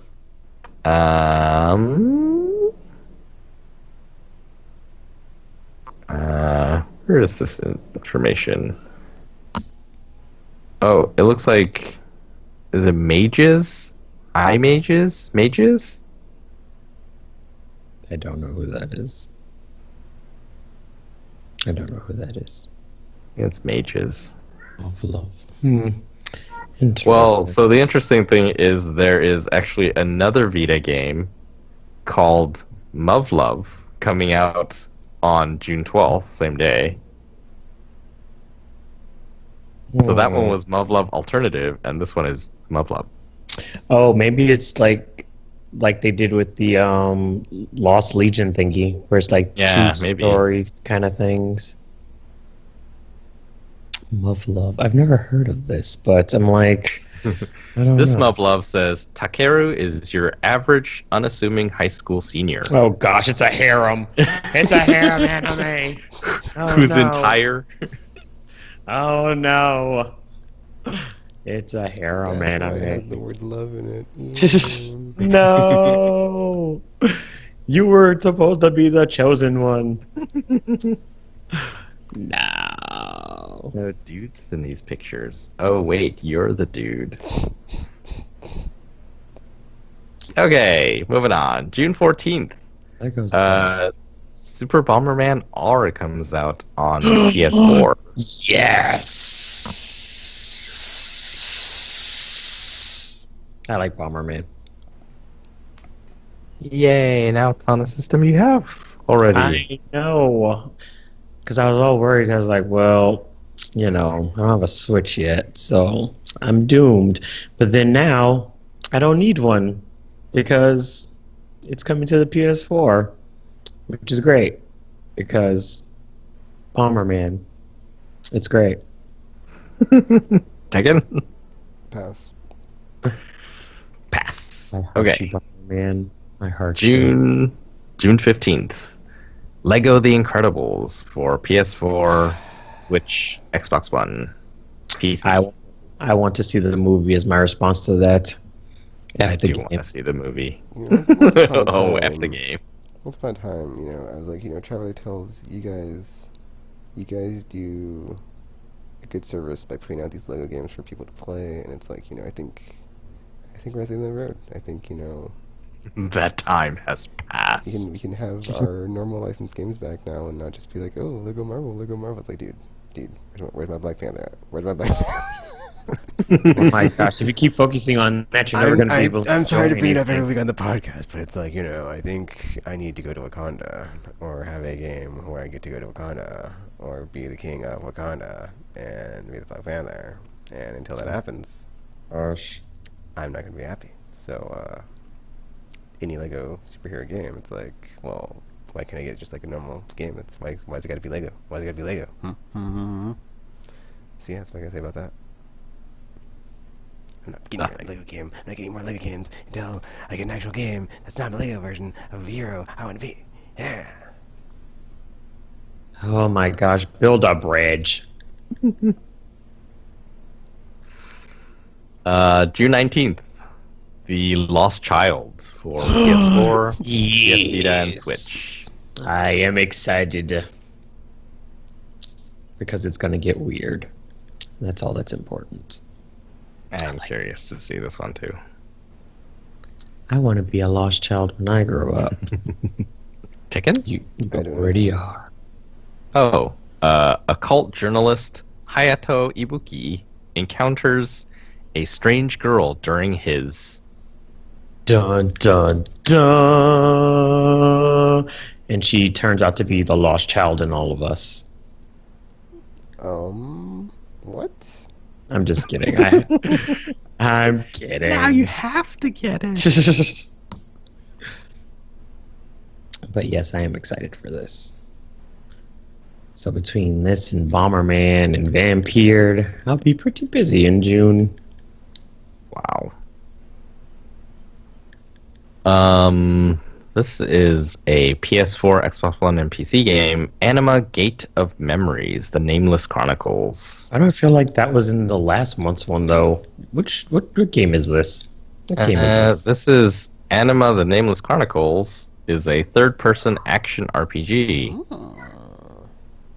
It sounds oddly familiar, though. I'm very suspicious of this as well. There was an Anima game before, I know. Yeah, there definitely was. But it wasn't The Nameless Chronicles. So maybe this is a sequel. Maybe or it's a sequel. something? There is no box art. It's like a Final Fantasy style box art from Japan, except a black background instead of a white one. Interesting. Here is a PS4, Vita, and Switch game, June 19th, called Mucinix. Like the cold medicine? medicine? Like medicine? What? It's spelled Musynx. Oh. Mucinix? Does Mucinix? it involve music at all? Better with that kind of name. It is a rhythm. It is a rhythm game. Oh my gosh. I don't do rhythm games. All right. Guys, it turns out Muv-Luv is an adult game, so we can't do that. We can't do that. Now you have to get it. I am obligated to get it now and report to the podcast what kind of nonsense it has. You're an adult. Well, I don't think they mean that kind of adult. They mean the other kind of adult. This may be another one of those. This is a Nekopara Volume 1 for PS4 and Switch.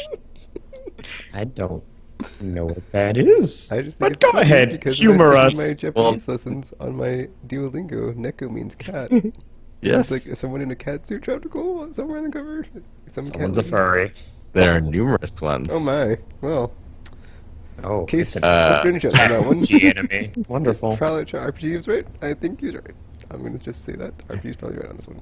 Yes, it says, what's Nekopara? Why, it's a cat paradise. Oh, this is going downhill quickly. Kasho Minaduki, the...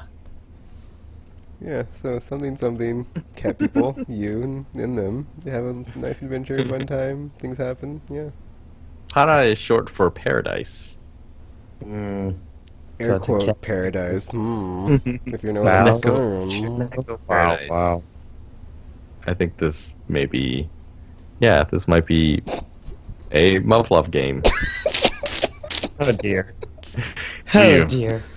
That's the name of the genre now. Muv-Luv. It's called Muv-Luv genre. Fantastic. What was that other game where it was Thanks, like Japan. like the Despair Girls or something, where it's like or something game girls or something? Yeah. Like it's one of those games. When like we used to say like isn't that one of those games or something? I can't remember. Criminal Girls? Yes, that. This is the new Criminal Girls, except it's worse, probably. So. Flops. Except it's Nekopara. worse. It's a love game. It's adult. Mm. June 22nd, Mario Tennis Aces comes to Switch. Yes. I mean, I don't have a Switch, but yes, I love Mario Tennis. They're This one so looks fun. super good. I'm excited for this one.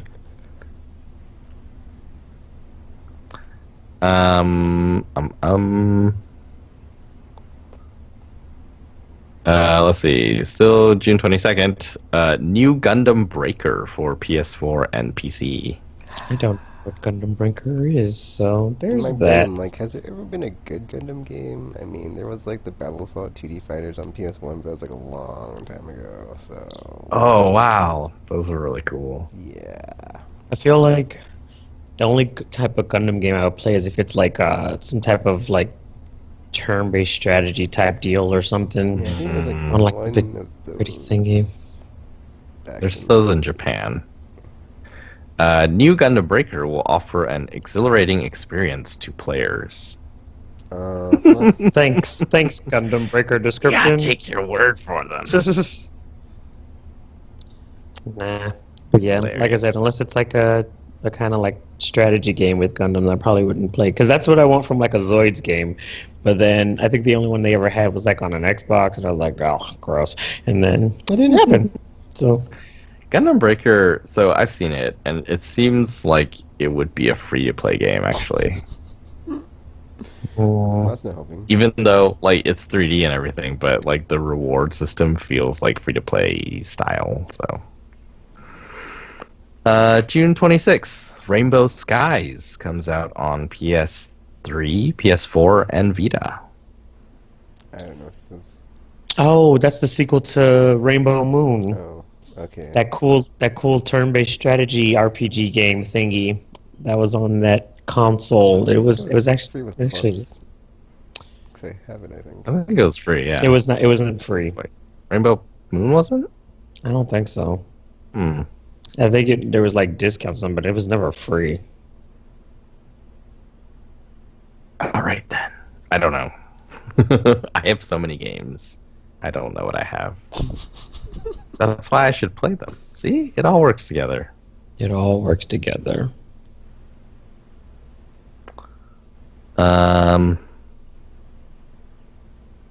Oh, this is cool. June 26th, Luminous Remastered comes out on PS4, Switch, and PC. Luminous? Luminous? No. Nobody knows Luminous? I know of it. Oh, I yeah. just I honestly think it's overrated, but that's just me. So, Oh, I really like it. I'm gonna get that one, maybe.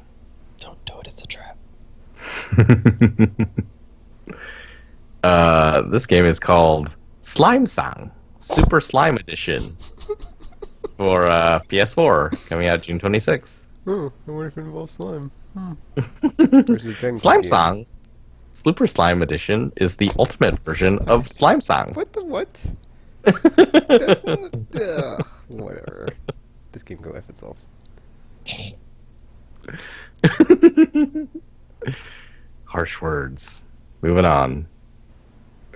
Tour de France 2018, PS4, June 28th.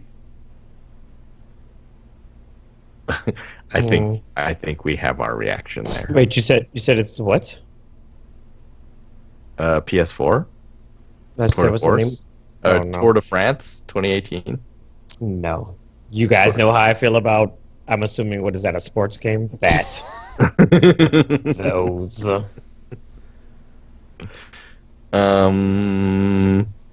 I guess another one then, June 29th. MXGP Pro. This is PS4. dirt bike No. game. Xbox. One of those. Dirt bike. No thanks. It even has Monster Energy on the cover. Ooh, another Vita game coming out June 29th. Psychedelica of the Ashen Hawk. Ooh. It sounds interesting. But then again, I've been lied to before when it comes to these things. So, description. Psychedelica of the Ashen Hawk is set in a town. Ah. Rude. Oh, you don't Just- say. Rude. So you know that it's not in the forest. Well, fair enough, I guess. Oh, yeah. What is the genre for this? It says adventure, and then it says Idea Factory.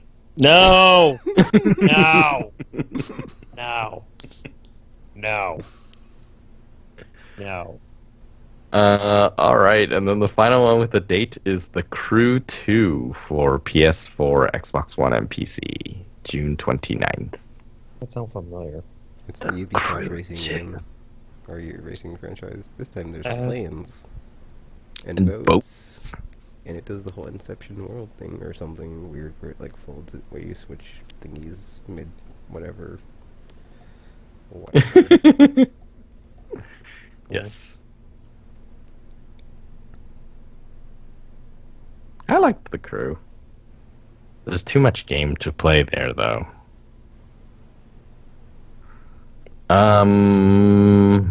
All right, so the rest of these don't have a date, but they think that they'll come out in June. The first one here is called Penguin Wars for PS4, Switch, and Xbox One. Did you say penguin or penguin? Because penguin war sounds cool, but penguin. does Penguin. not. Penguin. Penguins. Okay. Is it a turn-based strategy game?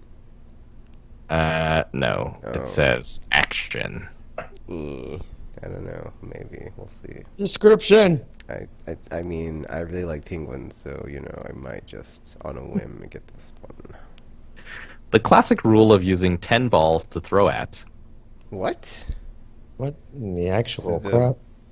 Dodgeball penguin game? What? I don't know. Whatever.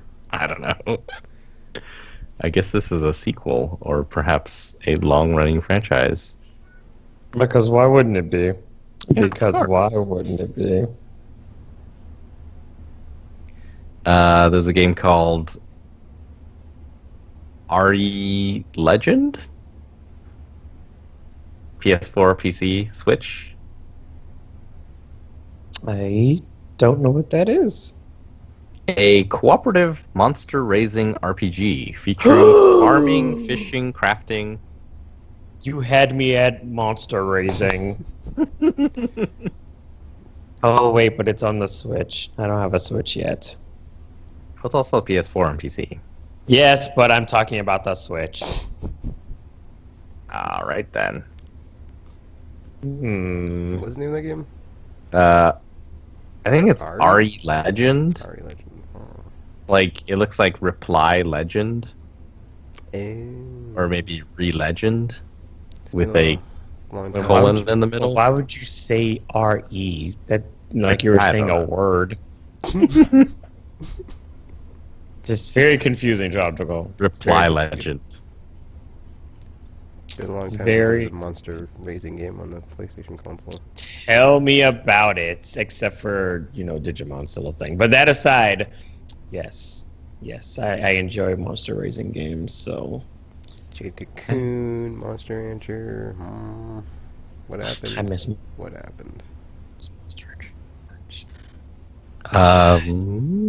Fighting EX Layer is supposed to come out on PS4 in June. I don't know what that is, but it sounds like a fighting game, so It's a probably no. fighting game. Yeah, So- it's a fighting game. So then probably no. This last one is just a Switch game. It's called Lanota? Lanota. Lanota. I have never heard of this. Save the world by the power of magic in this. Ooh. Ooh. Wait, did I say magic? I meant You said music. magic. Save Oh. the world by the power of music. Oh, that is a very different thing, Tropical. It's a very different thing. These are not the same things. You don't get me all excited and then do that. You don't get to do that. Well, I am now thoroughly disappointed. 'Cause, yeah, Tropical lied to me. Because he's a jerk. Spoke. Why was I thinking about magic? I don't know. Maybe because you're a jerk face and you wanted to lie to me. Maybe that's why. That's why. I'm okay. Cool. All right, so that is RRR for the month of June. Oftentimes, these release dates are inaccurate, although some of them I think are set, and we've heard confirmation already. Yeah, I think the larger games probably will be fine, but the Yeah. more obscure ones, it's like hold your horses on that. And if any of the 10-word descriptions or riveting box art descriptions pique your interest, you should probably go look those up because, yeah, you need to know more to know if it's a trap or a Muv-Love game. It's a love game. Bow chicka.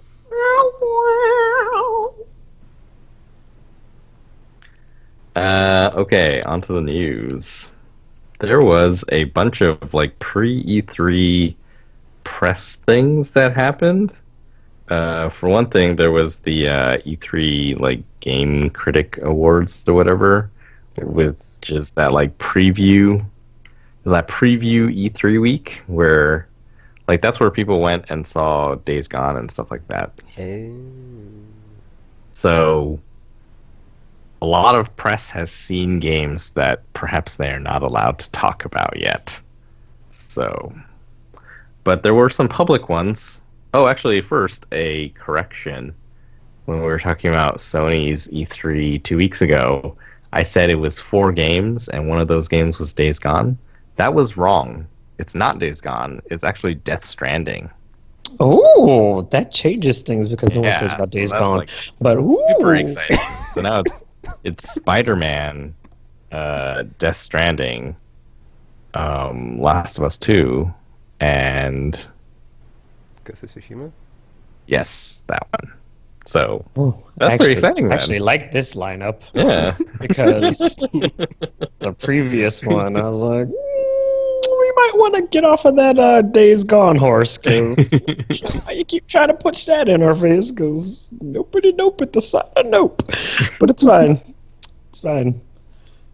Sometimes we need something that looks like crap to make everything else look great. So, yeah. There's that. But yeah, no, this new lineup sounds a lot better. I'm all The for all of change of one game changes improved it everything. that much. Yes, because I'm actually interested to see what the Blaze's Death Stranding actually is, and then of course Spider-Man for the PS4 looks awesome already, and then the Ghost of Sushi game looks like it was going to be cool, because all those other games I played. So I'm interested. It's going to be fun. It's going to be fun. Yeah. Excellent. But yeah, we got to see some really high-profile announcements or reveals, or people got to play Kingdom Hearts 3 at this thing. They did. Which was ridiculous and totally surprising. And I guess that's the important thing. People have played it now. People who didn't actually work on the game have played it. So it's like, it's real.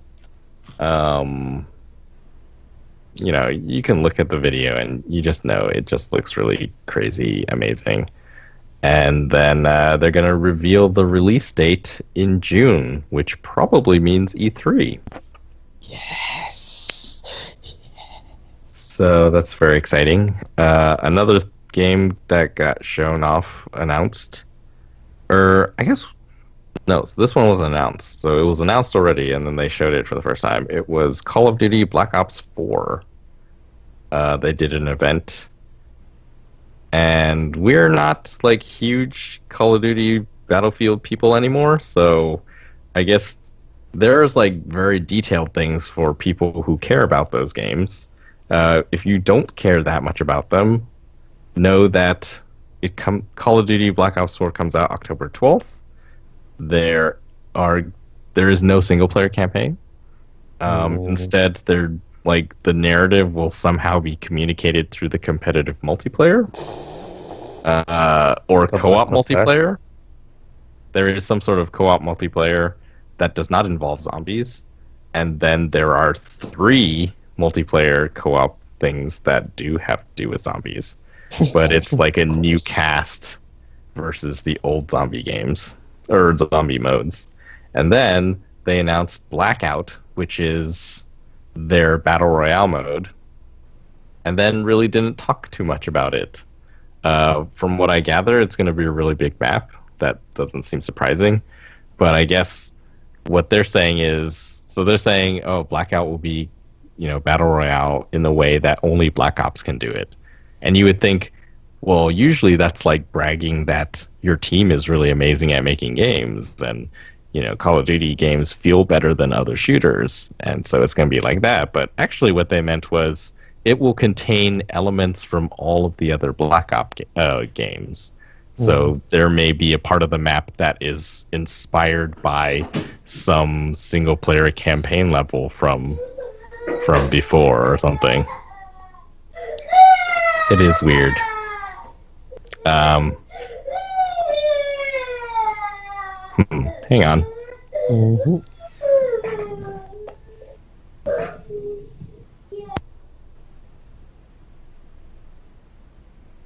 Do do do do do do do do do do do. I mean, there's no big elevator music, so I was just about to say, what are you doing? Is that like our hold music?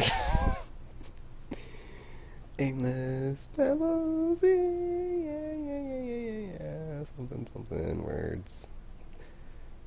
Aimless Babble Z, Aimless Babble Z, Aimless Babble Z, Aimless. Wow, we're gonna work on that. You're still doing it. So this is happening. What is happening? Well, Tekken was trying to make our hold music, I'm assuming, but it just turned into whatever that was. So cool. Yeah, it happened. All right, so that's Call of Duty. Battlefield 5 got its announcement and reveal. That's coming out October 19th. It goes back to World War II. The big stuff is that there is no season pass this time. Legasp. And I guess like no loot crates or whatever. Double legasp. Yeah, like now you can score easy points by not doing a thing. There will be single player stuff in the style of Battlefield 1's like war stories. There's going to be some sort of thing where you like build the collection of custom characters, and also there is some sort of building tools. Like you'll be able to level levels with destruction and stuff, and then build up fortifications and things like that. Isn't that weird? The last Battlefield game is called Battlefield 1, and then the next one's called Battlefield 5. Isn't that weird? It's called Battlefield V, apparently. Actually, I don't know. I'm calling it Battlefield 5. I think that's what it is. Right? Battlefield 4, and then 1, and then... Yeah. Because 4 happened, right? That's the world now. There was 4. So, I mean, I'm guessing this would be 5, then. They used to just have years on them, right? And then, like... They were years not the initially, current year. Not like Madden. But, like, the year that the game takes place in. Yeah, like 1942, 2047, and then 2 was modern, and then they did other stuff between 3. It gets weird, man. Bad Company. Hardline, yeah. 2 of them. There was a Hardline one. Anyways, so that's the 2 juggernaut shooters gonna duke it out in October this year. Also coming out in October, Mega Man 11, October 2nd.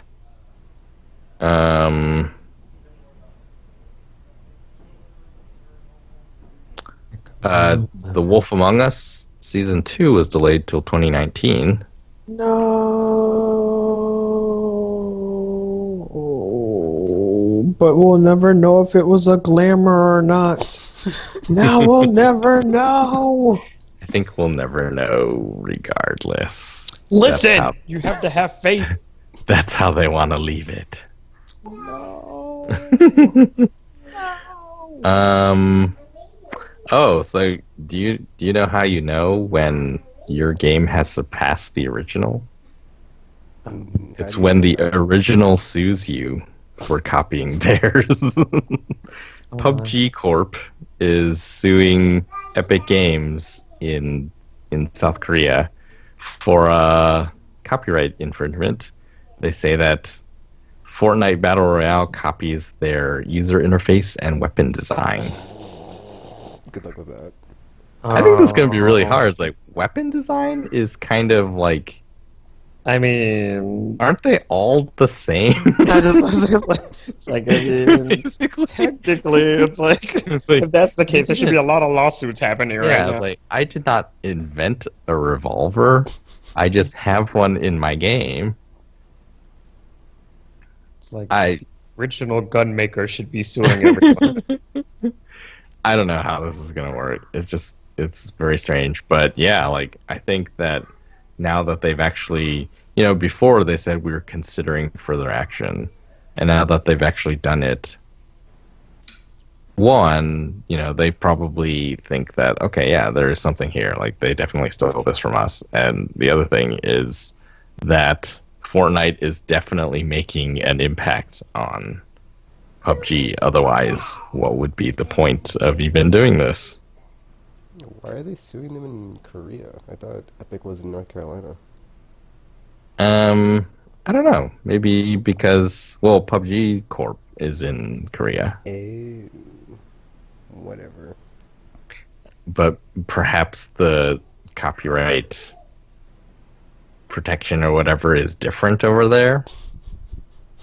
I was like, oh, if we do it under Korean law, we got a chance. I don't know. I don't think it works like.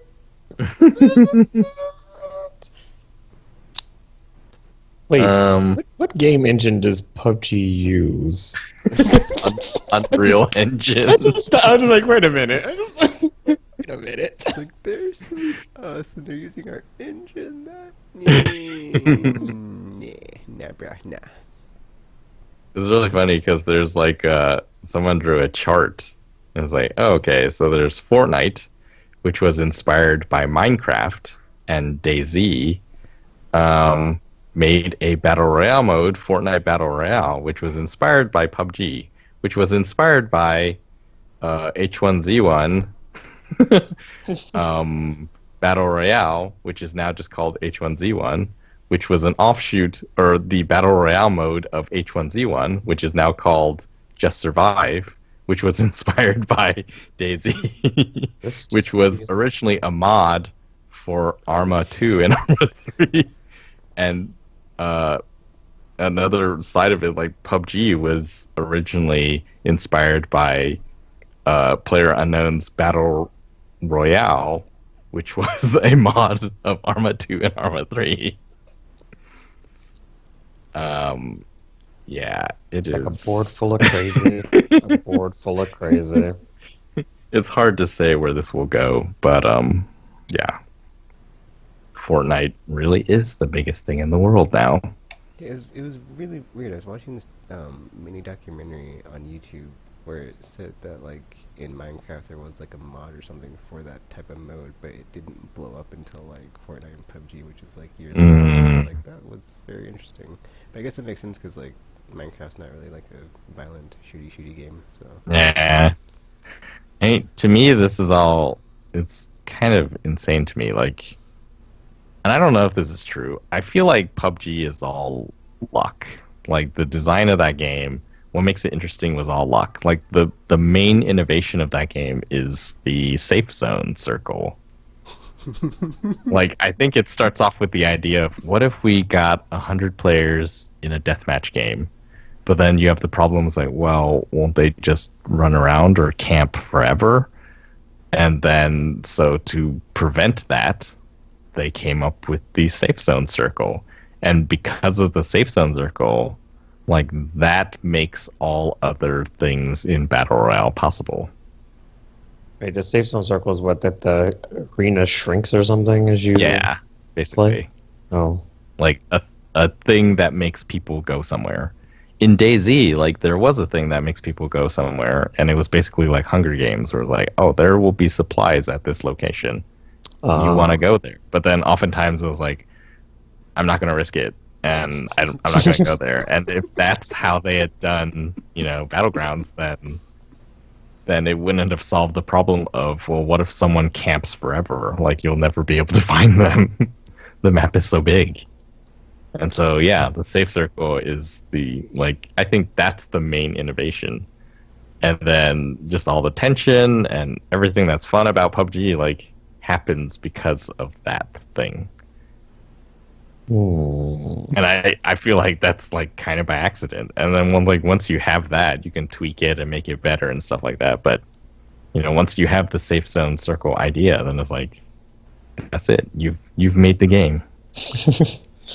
And so, theoretically, any game that can support a sufficient number of players can make a safe zone circle type thing fairly simply. Okay, Josh, well, this is kind of off topic, but I have we could probably shelve this for a question of the week, but do you think with the success of Battle Royale, it would be a good time to revisit games like Mag and PlanetSide that had massive players, player versus player, but it was team based and it wasn't just a free for all situation? Because there were still objectives, yeah. Because it's kind of hey guys, this whole Battle Royale thing. Yeah. Well, we were doing that before, but now it's popular. So, I actually don't think so. I think it's different. It's not just there's lots of players.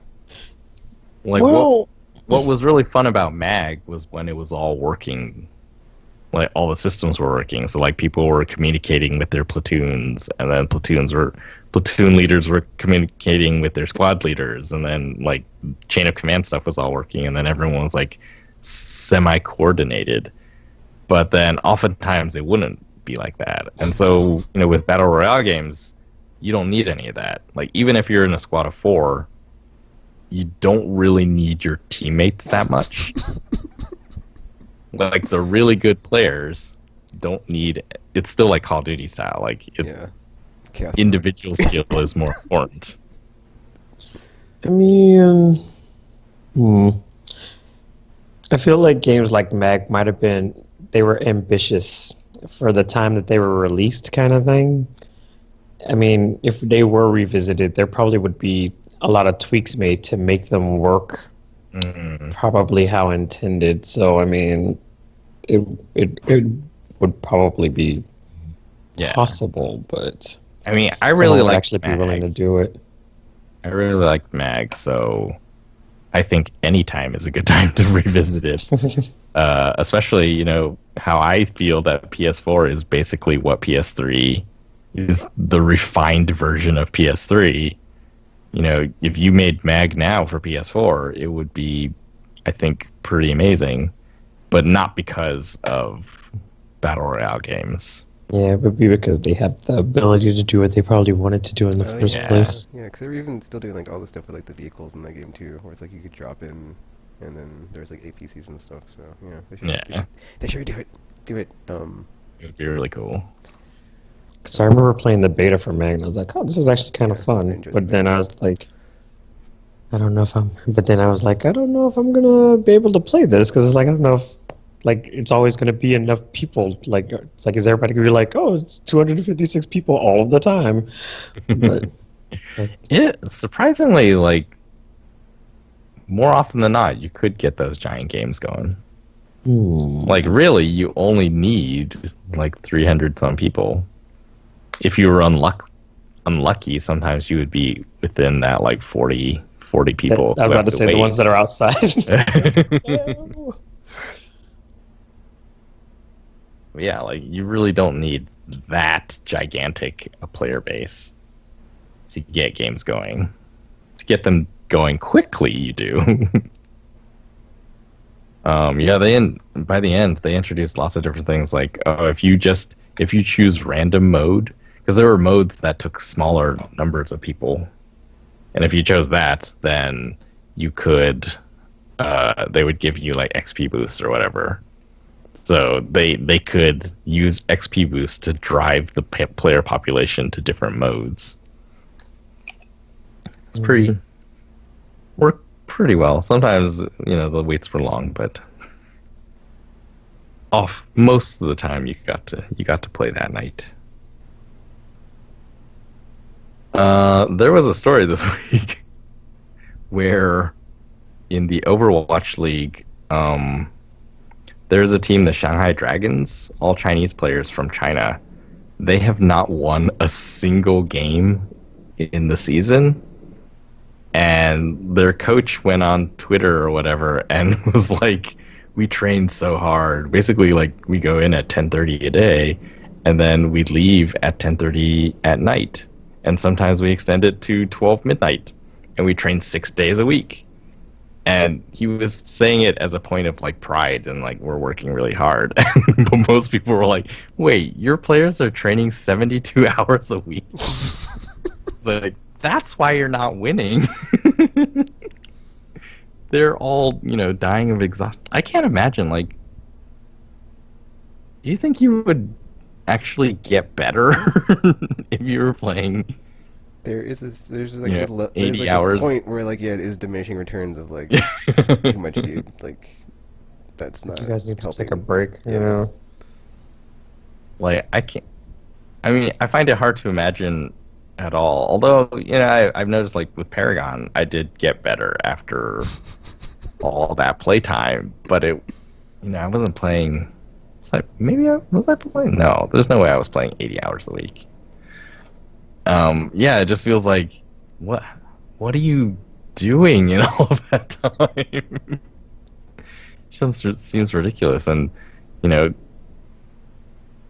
once you see the feedback on your post, you get a chance to respond in the positive or the negative. And I guess they double down and they're like, well, they get to do whatever they want on the weekends. And they're like living in America or whatever. And it's just like... Like that don't. It was. I don't know. It was weird. And the thing is, like, these. You can't work. These are your employees. Like, you pay them a salary. You can't just work people however much you want to. Yeah. And this is happening in the U.S. Like, they're here. And it was funny because, like, Shanghai Dragons, like, the first week I watched them, and then they lost. And they said, well, they haven't even played together as a team yet. Like, they just got here from China, so this is all new to them. And then now it's like week 1 of season, or like part 4 of the season or whatever, and they've yet to win a single game. And it's just like, I don't know what's happening to you guys, but 72 hours seems like. Do you think do pro sports people train that much? Probably not. I mean, not 80 hours a week. No, 12 hours a day. It's like they're just like all unconscious on the ground, just having like balls thrown at them. It's like I can't do it. I can't do it, man. I just can't imagine. That would be a mess. That was the weirdest story I saw. I was like, what? It's like, yeah, that's kind of why you guys are losing, because you're basically dead whenever you actually have to play a game. So, yeah, good job. Good job. Yeah, Overwatch League, I think their biggest problem is that, well, beyond the toxicity and apparently labor violations, the teams are like very unbalanced. It just seems like, well, there's a few teams that always win and a few teams that always lose, and then there's like the middle teams, and there is no, like, how they say the transitive property doesn't apply in sports. If team A beats team B and then B beats C, that doesn't mean that A will beat C, except in the Overwatch League. Because some teams, like, you watch them, like, yeah, they're they're probably going to win. And they do. I guess part of that, like, Blizzard wants to add 6 more teams to the league. So maybe that will help? Who knows? Oh. Finally, the days of play are back this year.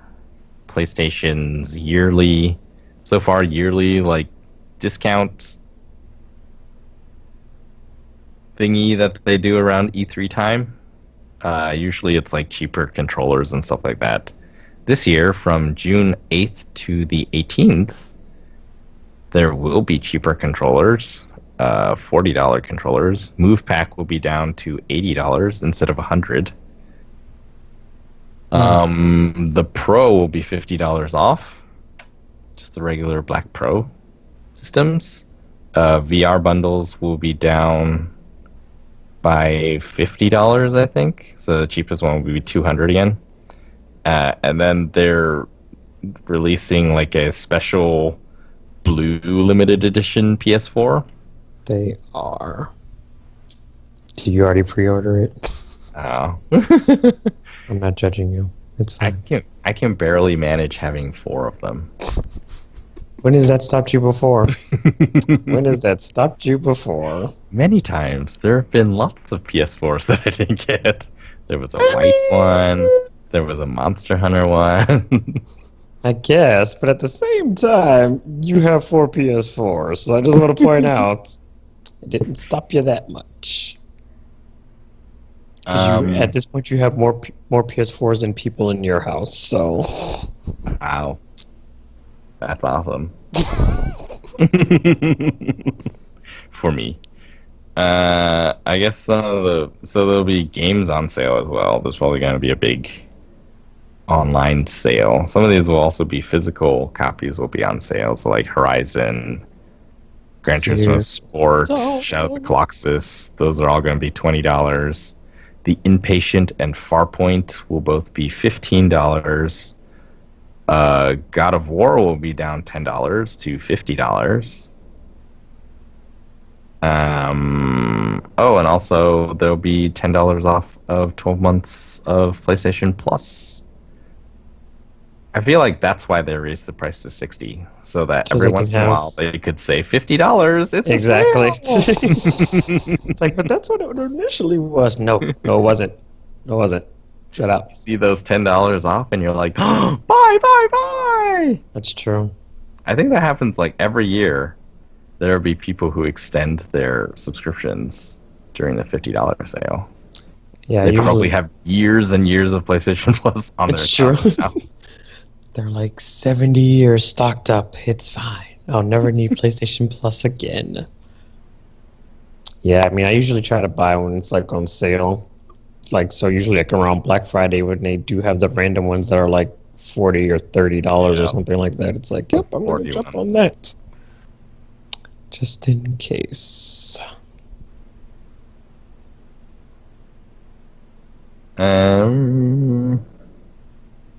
So yeah, that is the news that I have. Anything else that was interesting to you guys? Well, as we were podcasting, Pokemon Let's Go Pikachu and Eevee were announced. So that is happening. Did they announce anything at that Bethesda stream at all? No, I think it's probably going to lead up to like E3 or something, knowing them. Yeah, I thought the standby thing was going to go to E3. Apparently, a ton of people are watching that stream right now. Wow. Which is nothing right now. It just says standby. That is kind of cool. People are just sitting there waiting like, yep, they're going to announce something. They're going to announce something, but I don't think it's going to be as soon as you think it is. So you should probably just wait until E3. It would be pretty neat, actually, if it just like they did do something for the people who are sitting around. For your summer. For your summer. It's funny because it's sad. I don't know. We'll see. We'll see. But yes, apparently these new Pokemon games work with Pokemon Go as well, so... Ew. Oh But then- wait, that's the mobile thing. That's the mobile thing.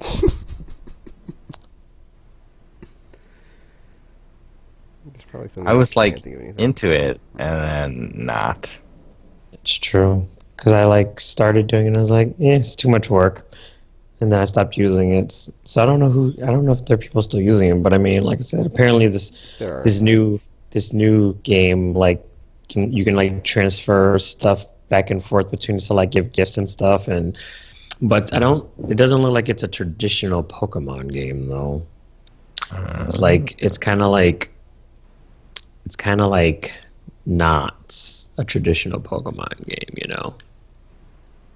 So you have like teams of 3, and then you like ride your Pokemon and stuff. But yeah, it's gonna be interesting to see once they actually like do their full on showing it. It's I guess their direct or something. What's gonna go on, unless they release more news over this next coming days. So we'll see. We shall see. But it's probably not the Pokemon game everyone thought was coming. So, you're welcome, fans. You're welcome. Oh, wasn't there like a story about God of War selling like 5 million copies or something? Oh yeah. Yeah, there was. It's like their best-selling game in like PlayStation forever. franchise or something. Or something. The fastest-selling or something like that. And it was It was like game with no multiplayer, so it was the Monster Hunter World for Sony. They are reaping what they have sown. The harvest has arrived. Yeah, I was thinking about that actually. Like, during the PS3 era, they made all these games that became franchises, even though they didn't really sell as well as like comparable Xbox franchises as far as importance to their lineup or first party lineup back in the day. Mm. And how I've always thought that Xbox has kind of just done whatever whatever PlayStation did. So like Xbox 360 copied what the PS2 did, was like got all the third party support and just dominated that way. And then with the Xbox One, they copied what the PS3 did, which was come out too expensive and fail. just kind of mess up everything for a while. Except they haven't, or I don't know. Like that's the question. Like, have they made anything during the Xbox One era which could potentially become a huge seller the next generation?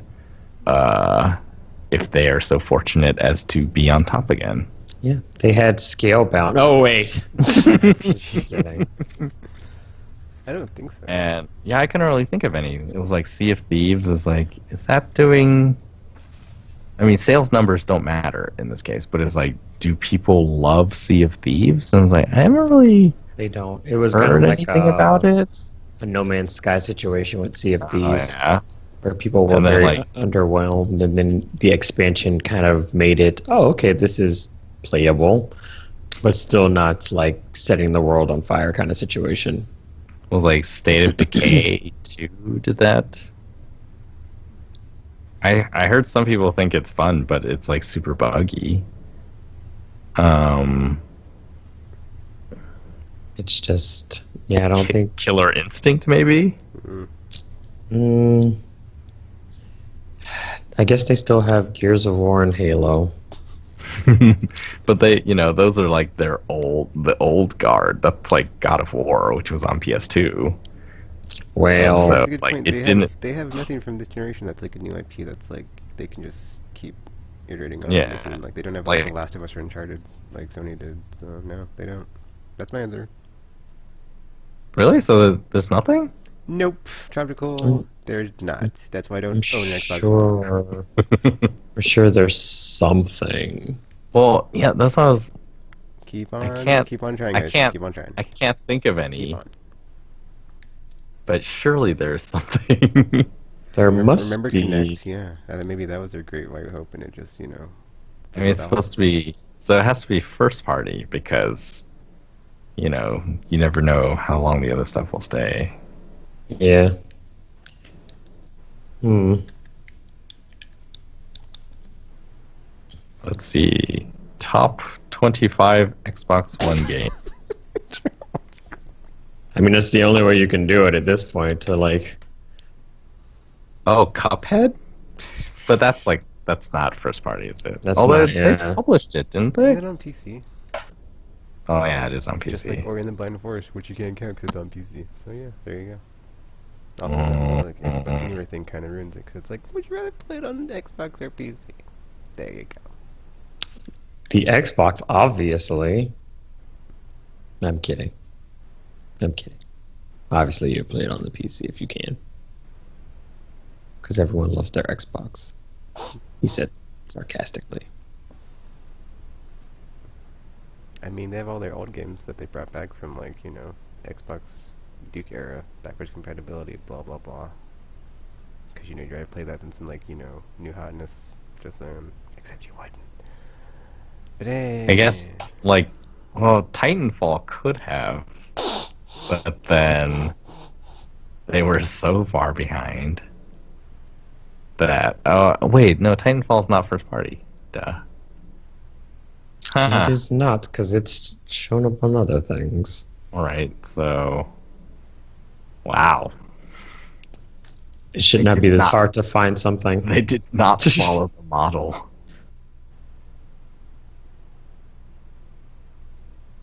Well, that is not good for them. I Now they mean, will have to do their own thing, whatever Oh. it may be. what about that one game that that gamer played? That game.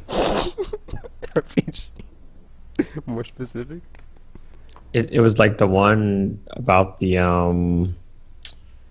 time and Oh, Quantum something something. That one. that. Quantum Do Break or they whatever. do they own Remedy? Who even knows? They I was just might trying to own give them it. something, man. I was trying to give them something. The only thing they own right now, I think, is Rare. And like you said, Sea of Thieves isn't exactly burning up the media ways. So, Well, I guess yeah. do they own Quantum Break? I think they do. Quantum Break. So yeah, I mean, I don't know. Because, like I said, I can't think of anything that isn't Halo or Gears of War, to tell you the truth. So, Yeah, I guess Quantum Break is the only one then. But that's sort of like continued from 360 where they had Alan Wake.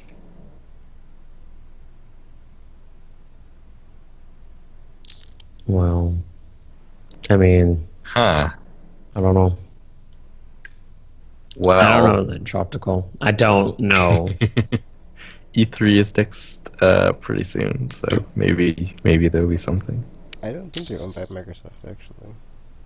I don't think so either. But it could be like, Ratchet and Clank. Yeah, it looks like Type deal. It's a Insomniac type thing where they just make games for Microsoft, but they're not owned by them. Mm. I was very surprised to see Battlefield 5 is still like Xbox branded. Maybe they're trying to do something different, like they did with their cover art. That was a thing too. Because everybody was all like, "Oh my man. gosh, women in wars? That's not a thing." It's like, guys, that's not really that weird, actually. But it's fine. We live in America, so Darkest timeline. basically. Like, I love how up in arms everyone was about it. I'm just like, it's like, really? This is your problem? This is what we're concerned about? All right, it's fine. It's all fine.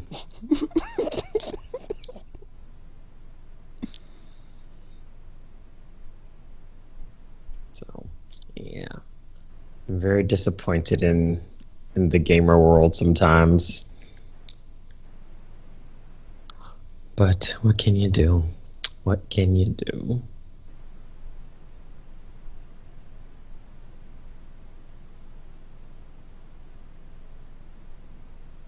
All right. Well, that is the news then. I think we're done. Is it the news? So yeah, check us out on YouTube, Facebook, Twitter, wherever else on the internet we're at. And stuff. Anything to say before we sign off, RPG? Kingdom Hearts. And Darkness. Anything to say before we sign off, Tropical? Yay! E3 is 2 weeks away. Yay! 2 weeks, something like that. Alright. Yeah, it's about 2 weeks, yeah. So until you hear from us again, Zazam! Wakanda forever! Oh my. We got Zazammed. Zazammed. We got